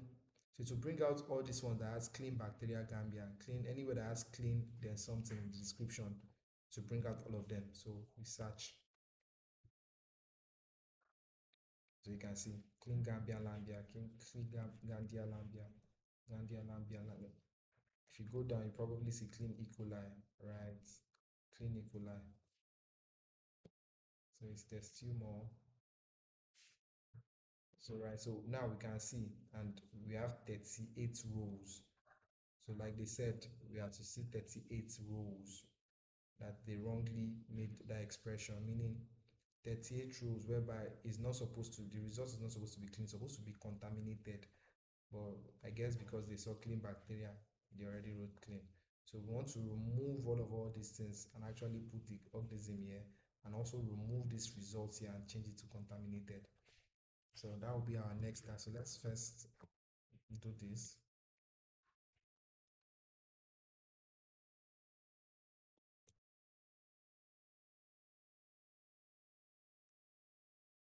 Right, so we'll go to, so now we need to fix this description so that we don't encounter this issue again in the future, right? So looking at the results, we can see two different descriptions that we need to fix. One, all records that mistakenly have clean bacteria.e. coli should be updated to bacteria.e. coli, right? Then the second one is all records that mistakenly have clean bacteria Gambia lambia should be updated to bacteria Gambia lambia.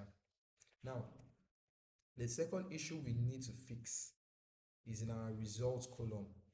So we need to update the results column from the clean to contaminated, either contaminated biologically, where the biological column is greater than 0.01.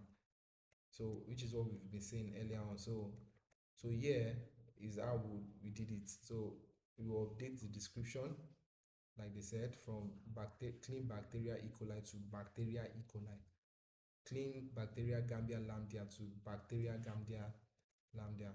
So this is how they want us to do it. This is how we have to do it actually. So we'll be making use of the updates.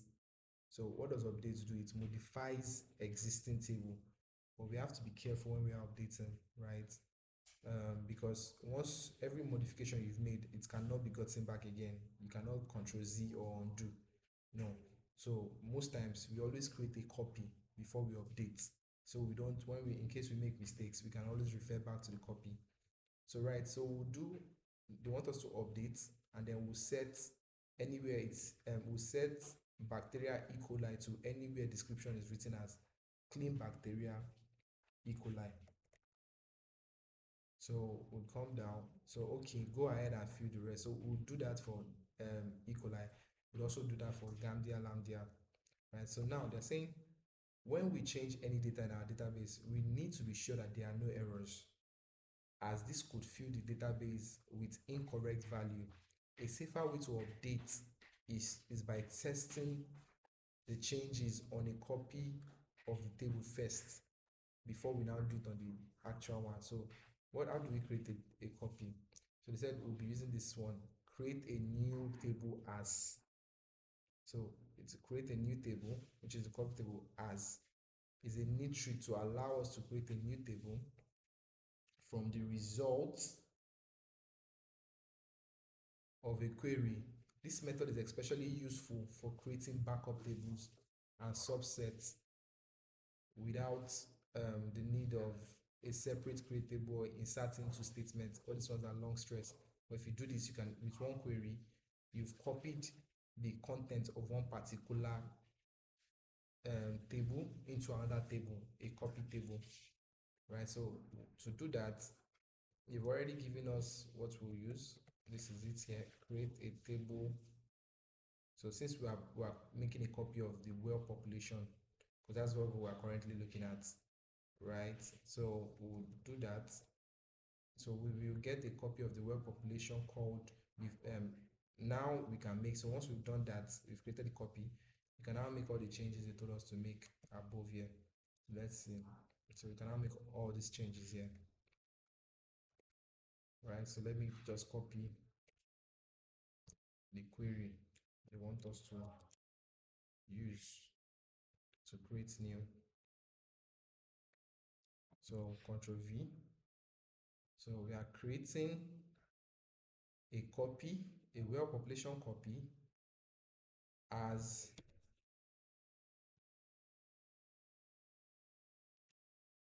select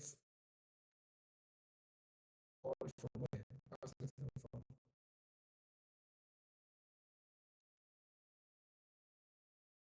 Selecting all from where? From well population. So we're selecting all.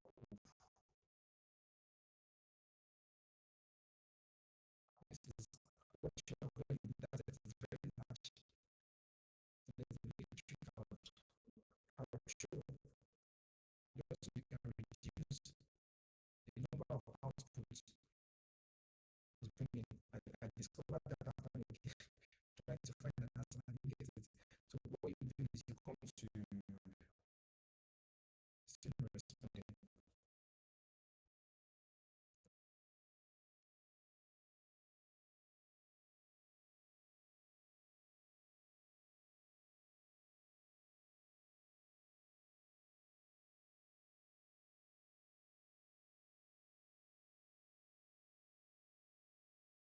So um, what we're trying to do, we're trying to create a new table called the well population copy, right?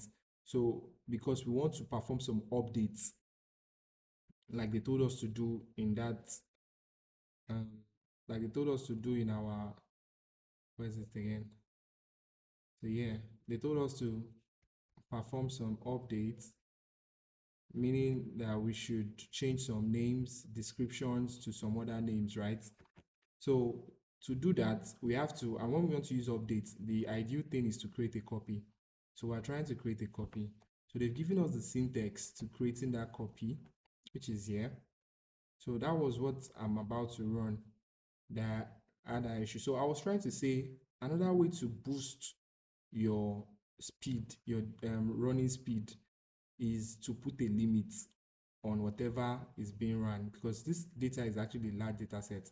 So when you start going deeper, right, and running more elaborate queries, right, and they are bringing out plenty outputs, your system will start to hang and it will affect your workflow. So, and that's the reason why this thing here is here. It will limit the number of rows and column that it will work on. So if I click here, so I can limit it to 1000 rows. So it will look at, it will bring out, it will look at all the old data, right, and work with it, but it will bring out only 1000 rows of the results, right? And I feel like that should be enough. So it will help you to increase your speed. And for example, if you want to check, you can also change it to no limits. But let's just leave it at this 1000 so that it can run smoothly and faster and won't be hanging anymore. So now we are creating a table, which is the well population copy. As we're using the as, so what would be inside the content, the columns and rows will be the exact thing that is in Wales population, right? So that's what this is about. That is in Wales population. That's what this is about. So when I run it, you would see here that we have a Wales population copy. And you see it was faster this time because we already have a limit. So let's go this way. And then once we refresh here, we'll see our well population copy here. So now we can perform any of the, you know, syntax or queries we want to perform on this well population, because once we have satisfied that yes, that's done what it needs to do, we can now delete it. We can now perform, also we can now perform on the column we want to use to perform. So let's just do this. We've created a copy. Let's now do all they wanted us to do. So let me go back to, so the first one is to change clean bacteria E. coli to bacteria E. coli. The second is to change clean bacteria Gambia to bacteria. So let me just copy everything once. And the third one is to change everywhere that biological is greater than 0.01 and the result is clean, we should change it to contaminated. So let me hold all of this, copy all of this, well population copy. So I would come down here and then I'll run them one by one.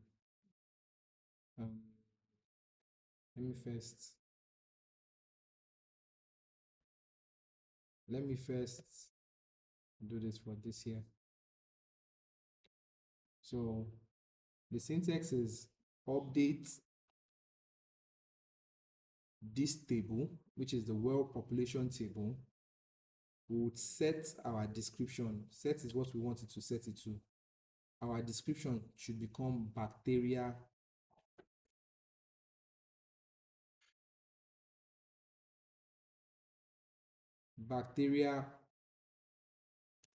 E. coli, bacteria E. coli, where description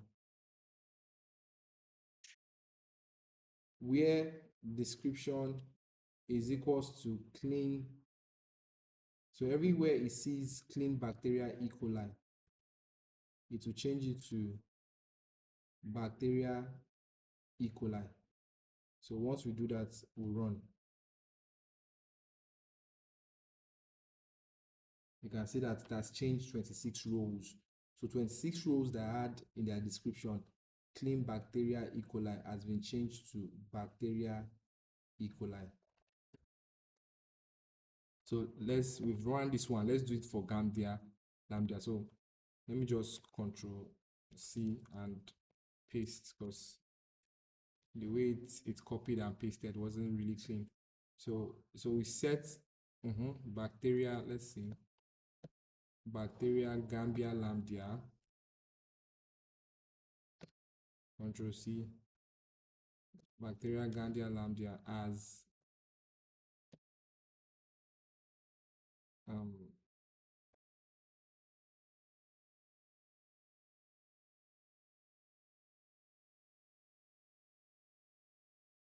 bacteria Gambia Lambda. So and then would comment this so that we can run the query, just this query.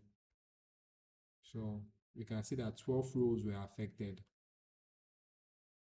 So we've done that. So we'll also comment it. Let's now do the last one. Let me delete this one. So this is the last update here. Oh,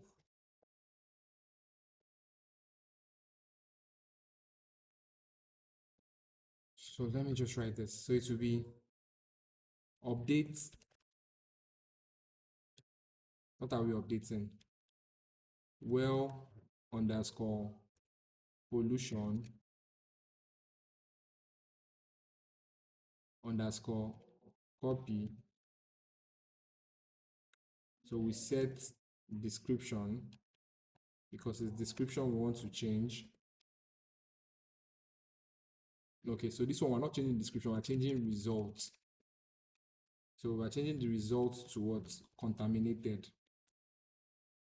Result is equals to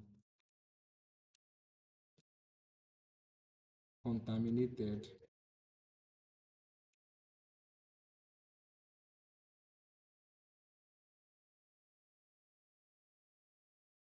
contaminated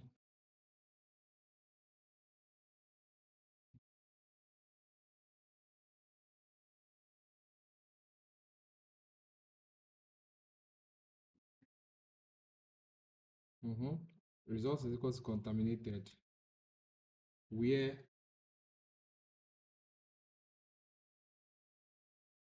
so results is equals to contaminated biological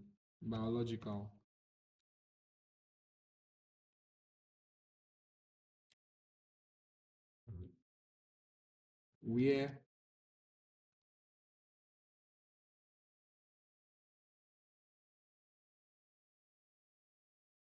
biological is greater than 0.01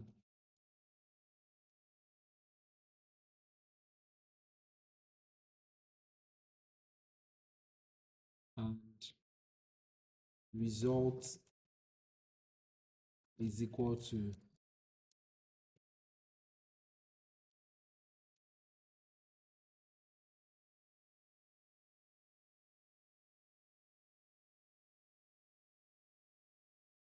clean.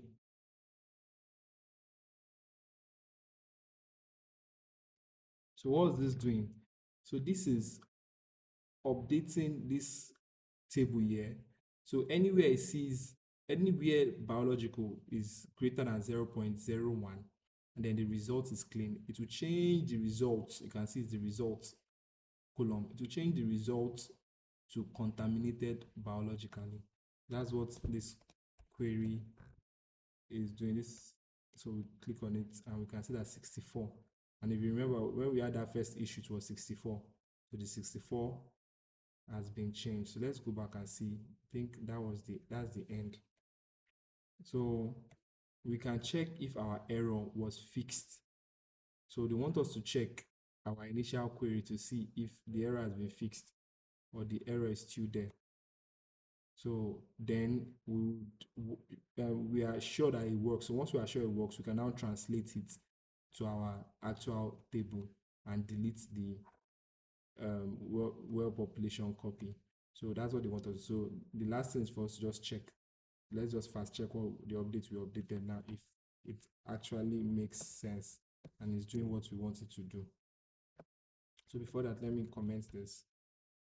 And to check, if you can remember very well, so the very first query we did was this year. So if you are running this now, we ought to see 0 because initially when we ran it was 64 and the 64 we ran were places where the biological was greater. The reason why, because it's 4 rows are data whereby the biological was greater than 0.01 and then the result was clean. So let's come down here and do it here, uncomment it, and run the query again. Let's see if it gives us.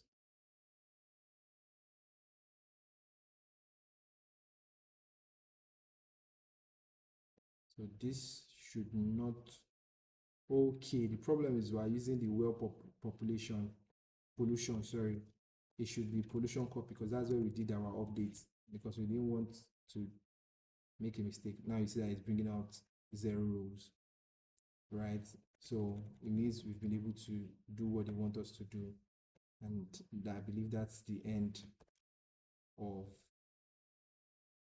our project.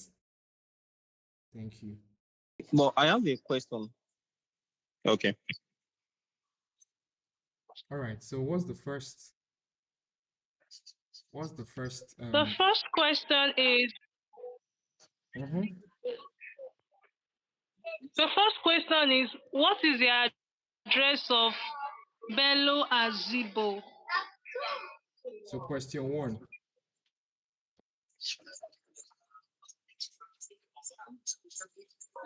What is the address of Bello Azibo? All right. Thank you. So, I mean, if you've been following the class since, you would know that Bello Azibo is an employee, right? So to find the address of an employee is to be in the employee table. So all we need to do is we do select all. We're selecting all from where? Which table? The employee table. We're selecting all from employee table. Where, because the question is where the employee name is Bello Azibo. So we'll put where employee name. Let me come here, click on the column. This is employee name. Come down here. In the where the employee name is equal to what? Bello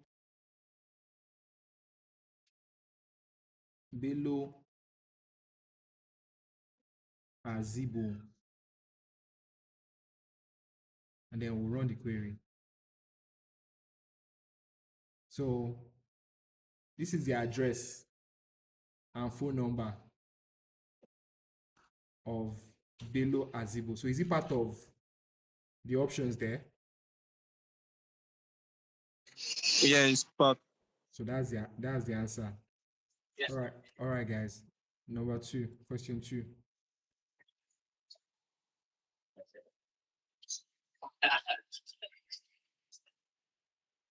Question two, guys. Okay. What is the name and phone number of our microbiologist? Name and phone number of our microbiologist. We also know, since it's still our personnel employee, and you can see from this one too, there's name and there's phone number. This is the position. So position will be microbiologist. So it's still the same this thing we did here. It's still the same stuff we did here. Control, paste it. So let me on comment. So it's still select all. Please mute. Please mute.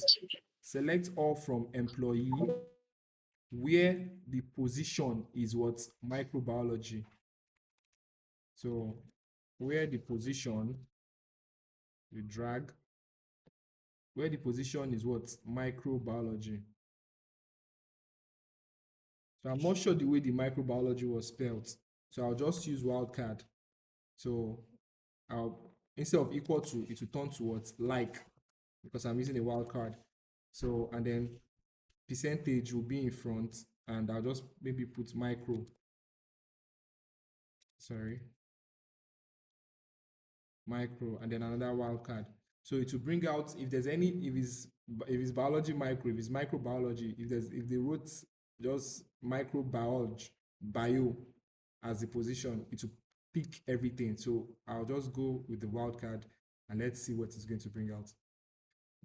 So yes, so we only have one microbiologist, and the name of our microbiologist is Vuyisil Gandir. This is his phone number, and this is his address. So is he part of the options?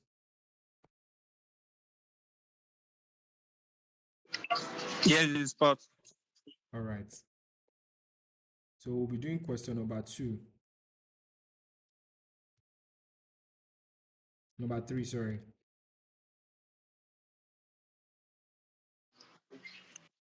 What is the source underscore ID of the water source shared by the most number of people?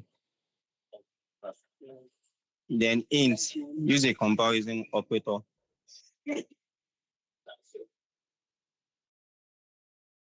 What is the, sorry, repeat that, please. I didn't get that. What is the source underscore source ID of the water source shared by the most number of people? Then int, use a comparison operator. Okay. So what they are saying is which source ID has the highest number of people served. I don't know if that makes sense. Are you getting what I'm trying to say? So there is a water Yes. source, right? There is a water source. And in that water source, they've told us that sometimes different community use, for example, if it's a river, sorry, if it's a shared tap, different communities come to use that water. So, and they wrote the numbers of people that shares that particular shared tap. So what they want to know is they want to know the highest number, you know, that a particular source is supplying, the highest number of people a particular source is supplying. So to do that, we'll be using the select all still. So we're selecting all from which of the column? What talked about water source is water source. So we'll be selecting all from water source. We'll be selecting all from water source. And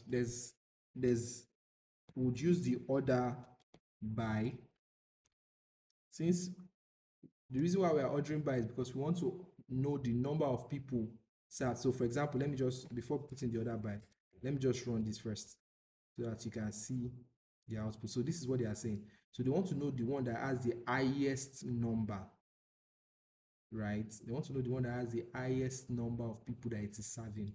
The water source that has the highest number of people. You know, if you click here, you can actually do ascending and descending here. But the problem with this is that if you do it here, it is only doing based off of this one, right? It is not doing based off of, sorry, it is doing based off of the whole table. Do you get? It's not doing based off of just this one. So we need to order by descending. So it will bring from the highest to the lowest. And what are we ordering by this descending? What are we ordering by descending? We're ordering the number of people served that a particular source is serving. So then we'll make it descending, and then we run our query. So this is our answer. This is three, okay, there are actually two. There's 3998. This particular source is a shared tap. It serves 393,998 people. And this other one too serves 3,988. So one of these two should be the answer, if not both of them.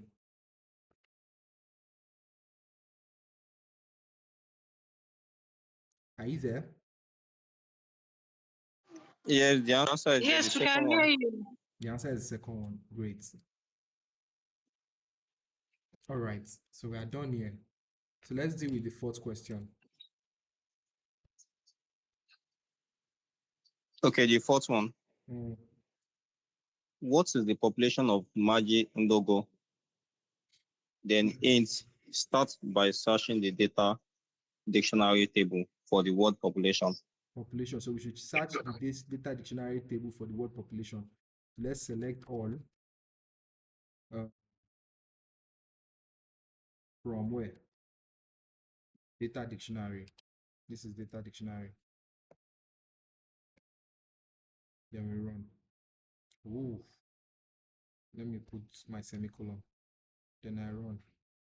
All right. So we should search for the word population. So there's a way you can search. You can actually search from here too. Population. And the beautiful thing is you can also use what's it called, wildcard for it when you're searching there. If I click on, so this is population. So this is the only place it talked about population. So He said the national population size estimate in thousand, the urban population size. So if you have an idea of the first integrated project we did in Excel, you know that this national population size in thousand is the national population size of all the countries, right, in that population set. So now we're looking for the population of Maji Ndogo, right? And we already know that we can find the population size in thousand in pop n, which is under the table global water access. So we come to global water access, look for column, we should see a pop n, right? So what are we going to do? So we would search, select all from where? Global water access, right? Where what? Name, because the name of the country obviously is what will be named. So the name of the country is what? Maji Ndogo. So let's just use wildcard because I might be wrong in the spelling of the Maji Ndogo. So like, let's just do Maji or Maj, and then we'll put our percentage sign. So where the name is Maji Ndogo, right? So we search. So Maji Ndogo, the country that his name is Maji Ndogo, is found in the sub-Saharan Africa. In the year, if you remember our previous data sets, 2050, we had the population of, they checked the what's called the improvement of water in 2 different years, 2015 and 2020. In 2015, the population size of Maji Ndogo was 27628.1, and in 2020, that's the same population. So the population of Maji Ndogo should be this. Do we have that there?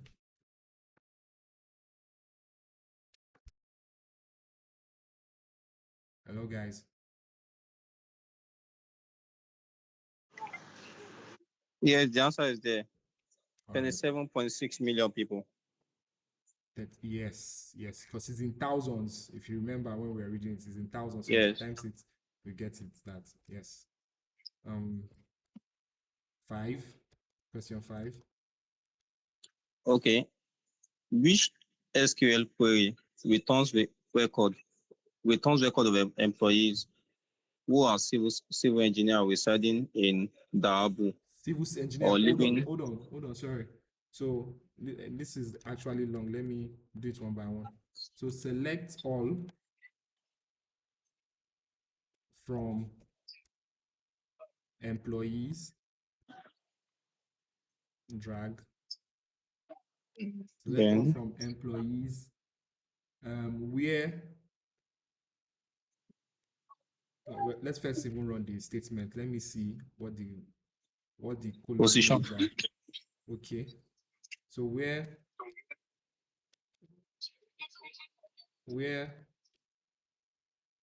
position. Okay, let me open it. Open the column. Equals civil servant. Where the position equal to civil engineer. Civil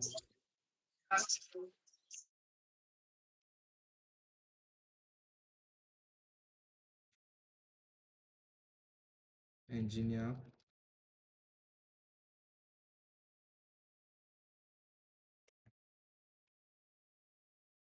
Where the position equals civil engineer. What else?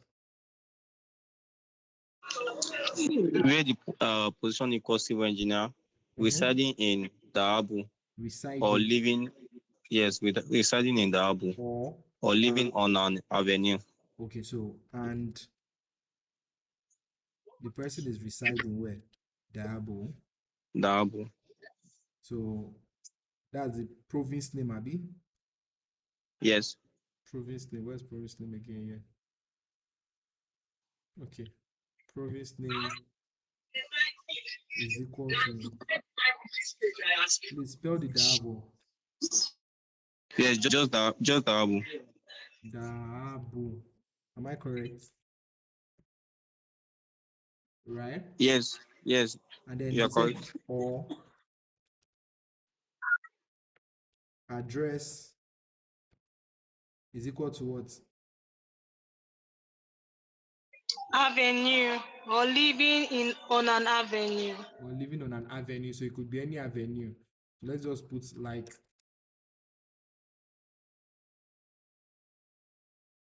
and then use our wild card. It could be Erickson Avenue. It could be Avenue something. Let's just put Avenue here. Wild card. All right.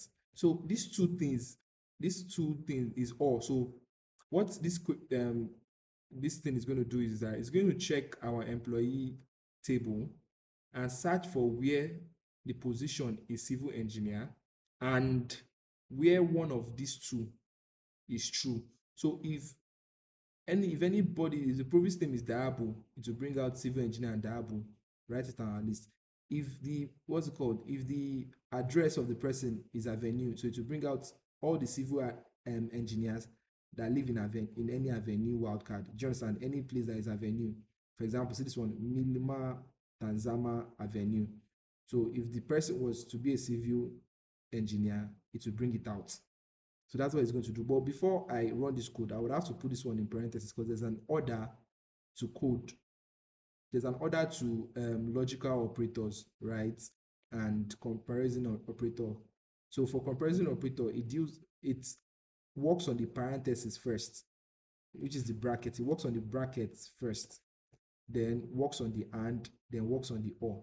So if you had done this thing without parentheses, it will have worked on these two and. It means it will have worked on position, engineer, and this one, yeah, leaving this, not even bothering about, is when it has done this one, it will now bother about this. So it will mess up um with our this thing. So we have to put this one in brackets. So now it will first look for position where they are civil engineer. Once it has checked if they are civil engineer, it will now confirm. You know the civil engineer that I brought, oh, is anybody staying in Daabu or is anyone staying in anything that looks like an avenue? Then it will bring that result out. So when we click OK, so we only brought two. So you can see the position is civil engineer. The person's town is Daabo. And then the, what's it called? The person staying in an avenue. No, this looks.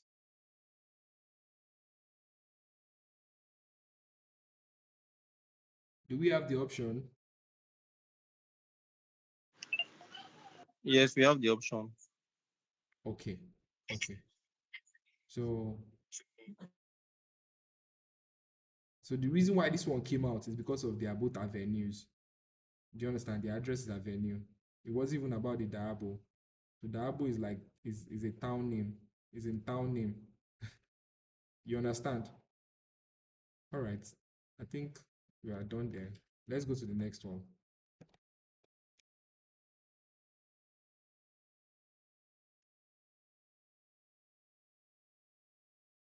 Next one, please.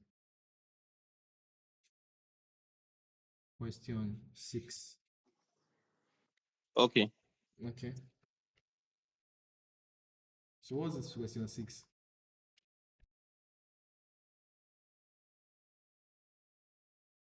Guys, I want to be done before 7. I'm fasting. Question 6, please. This is the description we are giving. Yes, we are giving a description. Okay. The employee's phone number contained the digits 86 or 11. Okay. Hold on. So phone number first. So select. Then Hold on, the please. Hold on, please. employee's Hold on, please. last name. Hold on, please. Okay. Select all from employee, right? Yes. Then where phone number equals to Where what? phone number Let me don't write the phone number. 86 or 11. Phone number is equal to 86 86. or phone number is equals to 11. Phone number is equal to 11. But you know, Or 11. we need to do something here, right? We need to use wildcard because you know phone number cannot just be 2 digits. It means the 86 is inside the phone number. See phone number here. You can see that is plenty, is about 10 digits, I guess, or 12, right? So we need to turn this to a wildcard. So it will be like, so it means that we want to find this 86 inside the number. So if 86 is inside this phone number or 11 inside the phone number, bring it out. So we'll turn it to like, and we have to put this in because it's a phone number. Phone number is not a number you can times. Do you understand? You cannot times phone number to get a bigger phone number. You understand? You can only work with it as a categorical data. So that's why we put it in parentheses. So same thing here, would like, and then put it in the double quote. Sorry, I've been saying parentheses since double quotes. So we'll put it in double quote. Now, because there might be figure in front and figure at the back, don't forget our wildcard, the percentage wildcard that in, there can be any character in front, any character in back. There can be any character in front, any character in back. So now this is actually a phone number whereby in between there's 86 or in between it's 11. So we've been able to do this. One more thing we need to do is we'll put it in brackets just think so that it will run this two first. You understand? If it sees any phone number that is 86, that has 86 inside, or any phone number that has 11, to bring it out first, and then check what's the next thing it's going to check. Continue reading, please.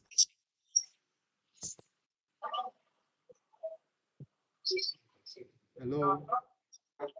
I should continue. Yes. Okay. I can't, Or I an can't, M. I can't hear you. Sorry, Okay. repeat that The again. employee's last the employee's last name Okay. started with either an A Is or it, an M. did that statement start with and the employee's last name or the employee's last name? Employee's last name. Okay, so it starts with employee's last name. Let's see. So that will be employee's name. There's no employee's last name here. So employee's name, we also use like. So it starts with and ends with an A, Yes. and what else? Or employee's last name does what? M. I think I heard M. Yes, M. Like, okay.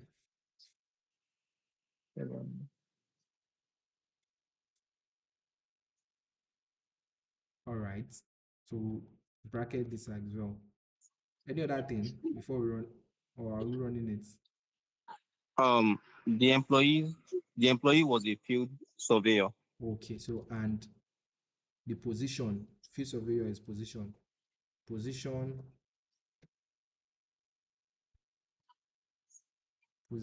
is equals to field surveyor. Let me use like, I can't spell, okay, is equal to field surveyor. Field Surveyor. surveyor. Okay, let's run it. All right, so we have two people that are field surveyors and their name has A or M. So Azibo has A, this one has M, you can see it, and A as well. And then their phone number is 86 and 11. Let's see. So phone number, this one has 86, this one has 11. So these are the two people. Is the answer there? Is the answer there? Yes, sir. Yes, it is. All right. Please read the question 7. Okay. What is the result of the following query? Choose the most I can't hear you. Can of the other the result person set read? appropriate to this Grace, can description. you please read? Okay, what is the result of the following query? Okay. Appropriate description of the result set. Now they gave us the query. Select all from well underscore pollution where description like clean percentage. Hold on, please. Hold on. So well, result. hold on, please. Well, from well underscore pollution, from well underscore Yes. pollution, where what? Where description Description. Mm-hmm. like Mm-hmm. clean underscore percentage. Clean underscore percentage. The yes Underscore underscore percentage. Mm-hmm. Mm-hmm. or Mm-hmm. results equal to clean. The clean is in there's apostrophe mark Yeah, it has to be because it's a categorical and data type. okay And and and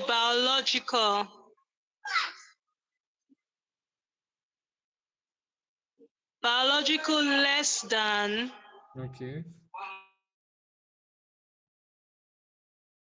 Less than what? 0.01. 0.01. Okay. 0.01. Okay, so we run it.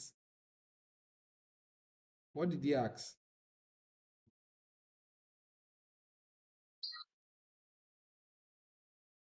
What was it supposed to? Because what was the question itself? Because I've run the query, but what was the question?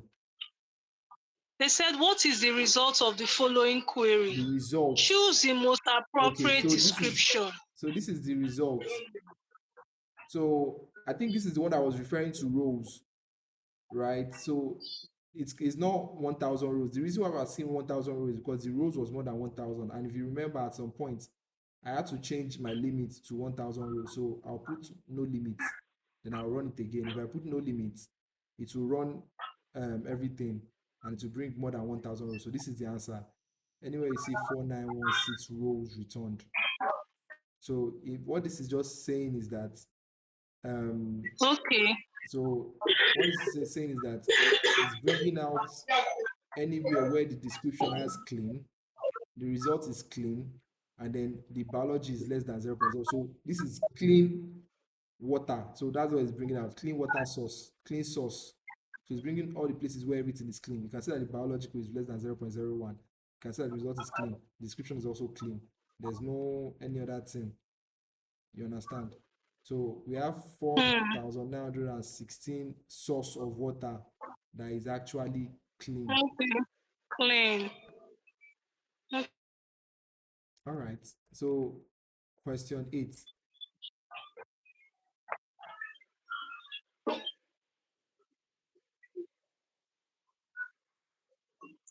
Which query will identify the records with a quality score of 10?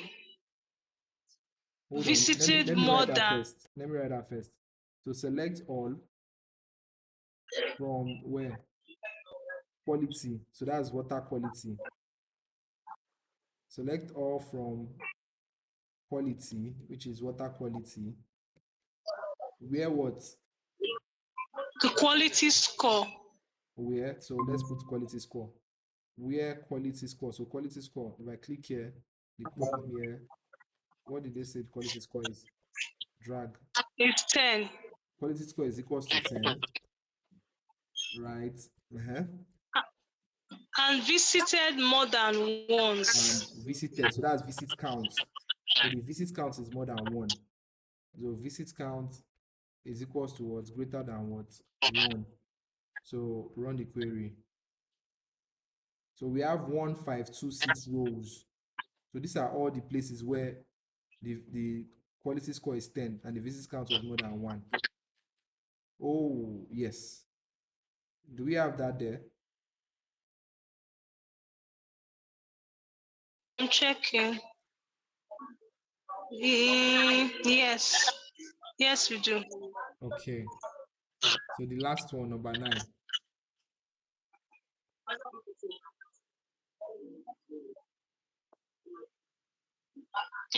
Number 9.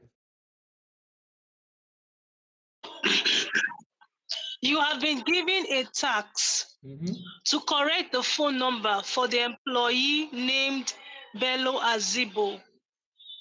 The correct number is So we are changing plus 9. we are changing the number of Bello Azibo. That's an update. Yes, So that's an update. That's an update. yes. Okay, go on, please.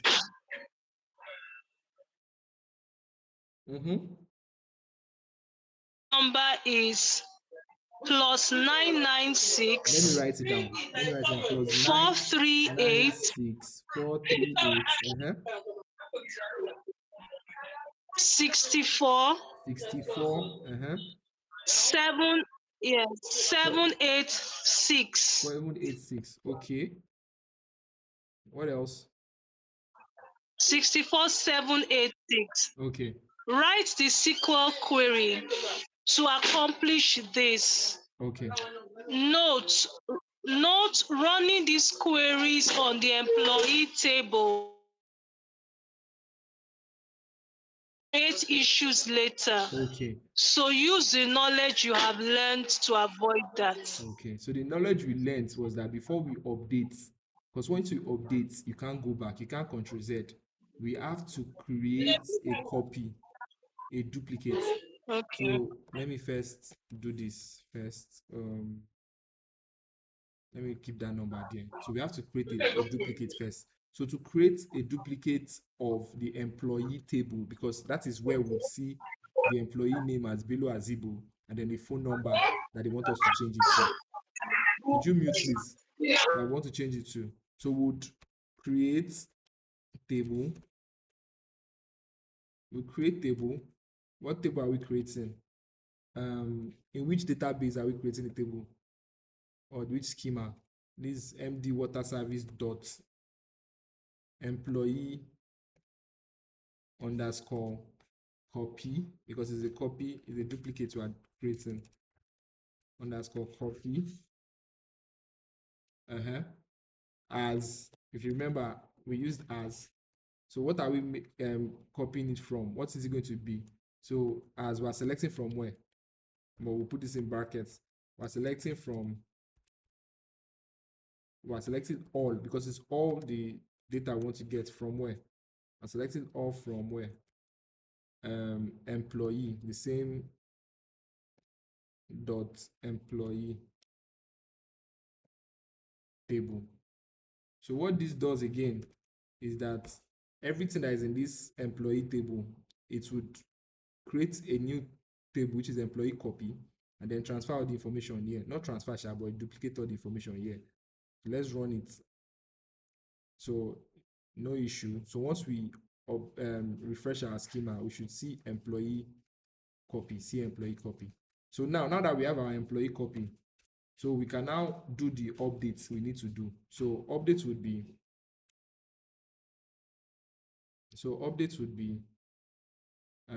updates. What are we updating? We're updating the employee copy. We're updating the employee copy. What are we setting it at?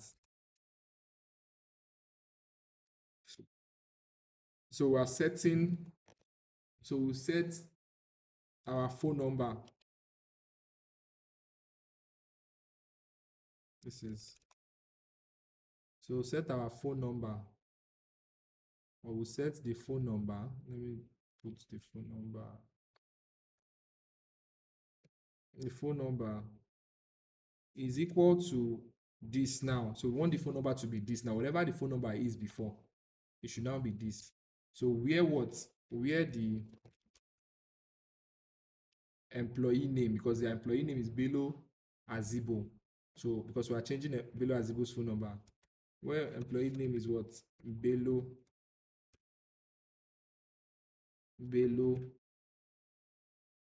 Azibo, right? And then we run it. Ooh. Okay, I ought to have done this, commented it. All right, we run it now. So it ran successfully, no issue. So if we go back and check, if we do our select, let's do select. So we select all. No, Control Z. Let me don't change this one. So if we do select all from employee copy,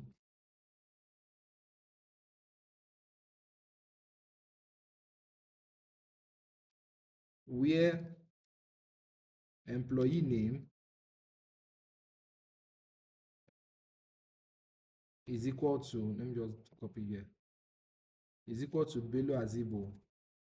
The phone number should be this one now, not, let me do this comment here and run the query. So the phone number should be 789. You can see it's 99643838647886. So yes, it has been updated. So I'll leave the last one for you guys to do it. Thank you all for participating in the 3-hour long class. Thank you. Later.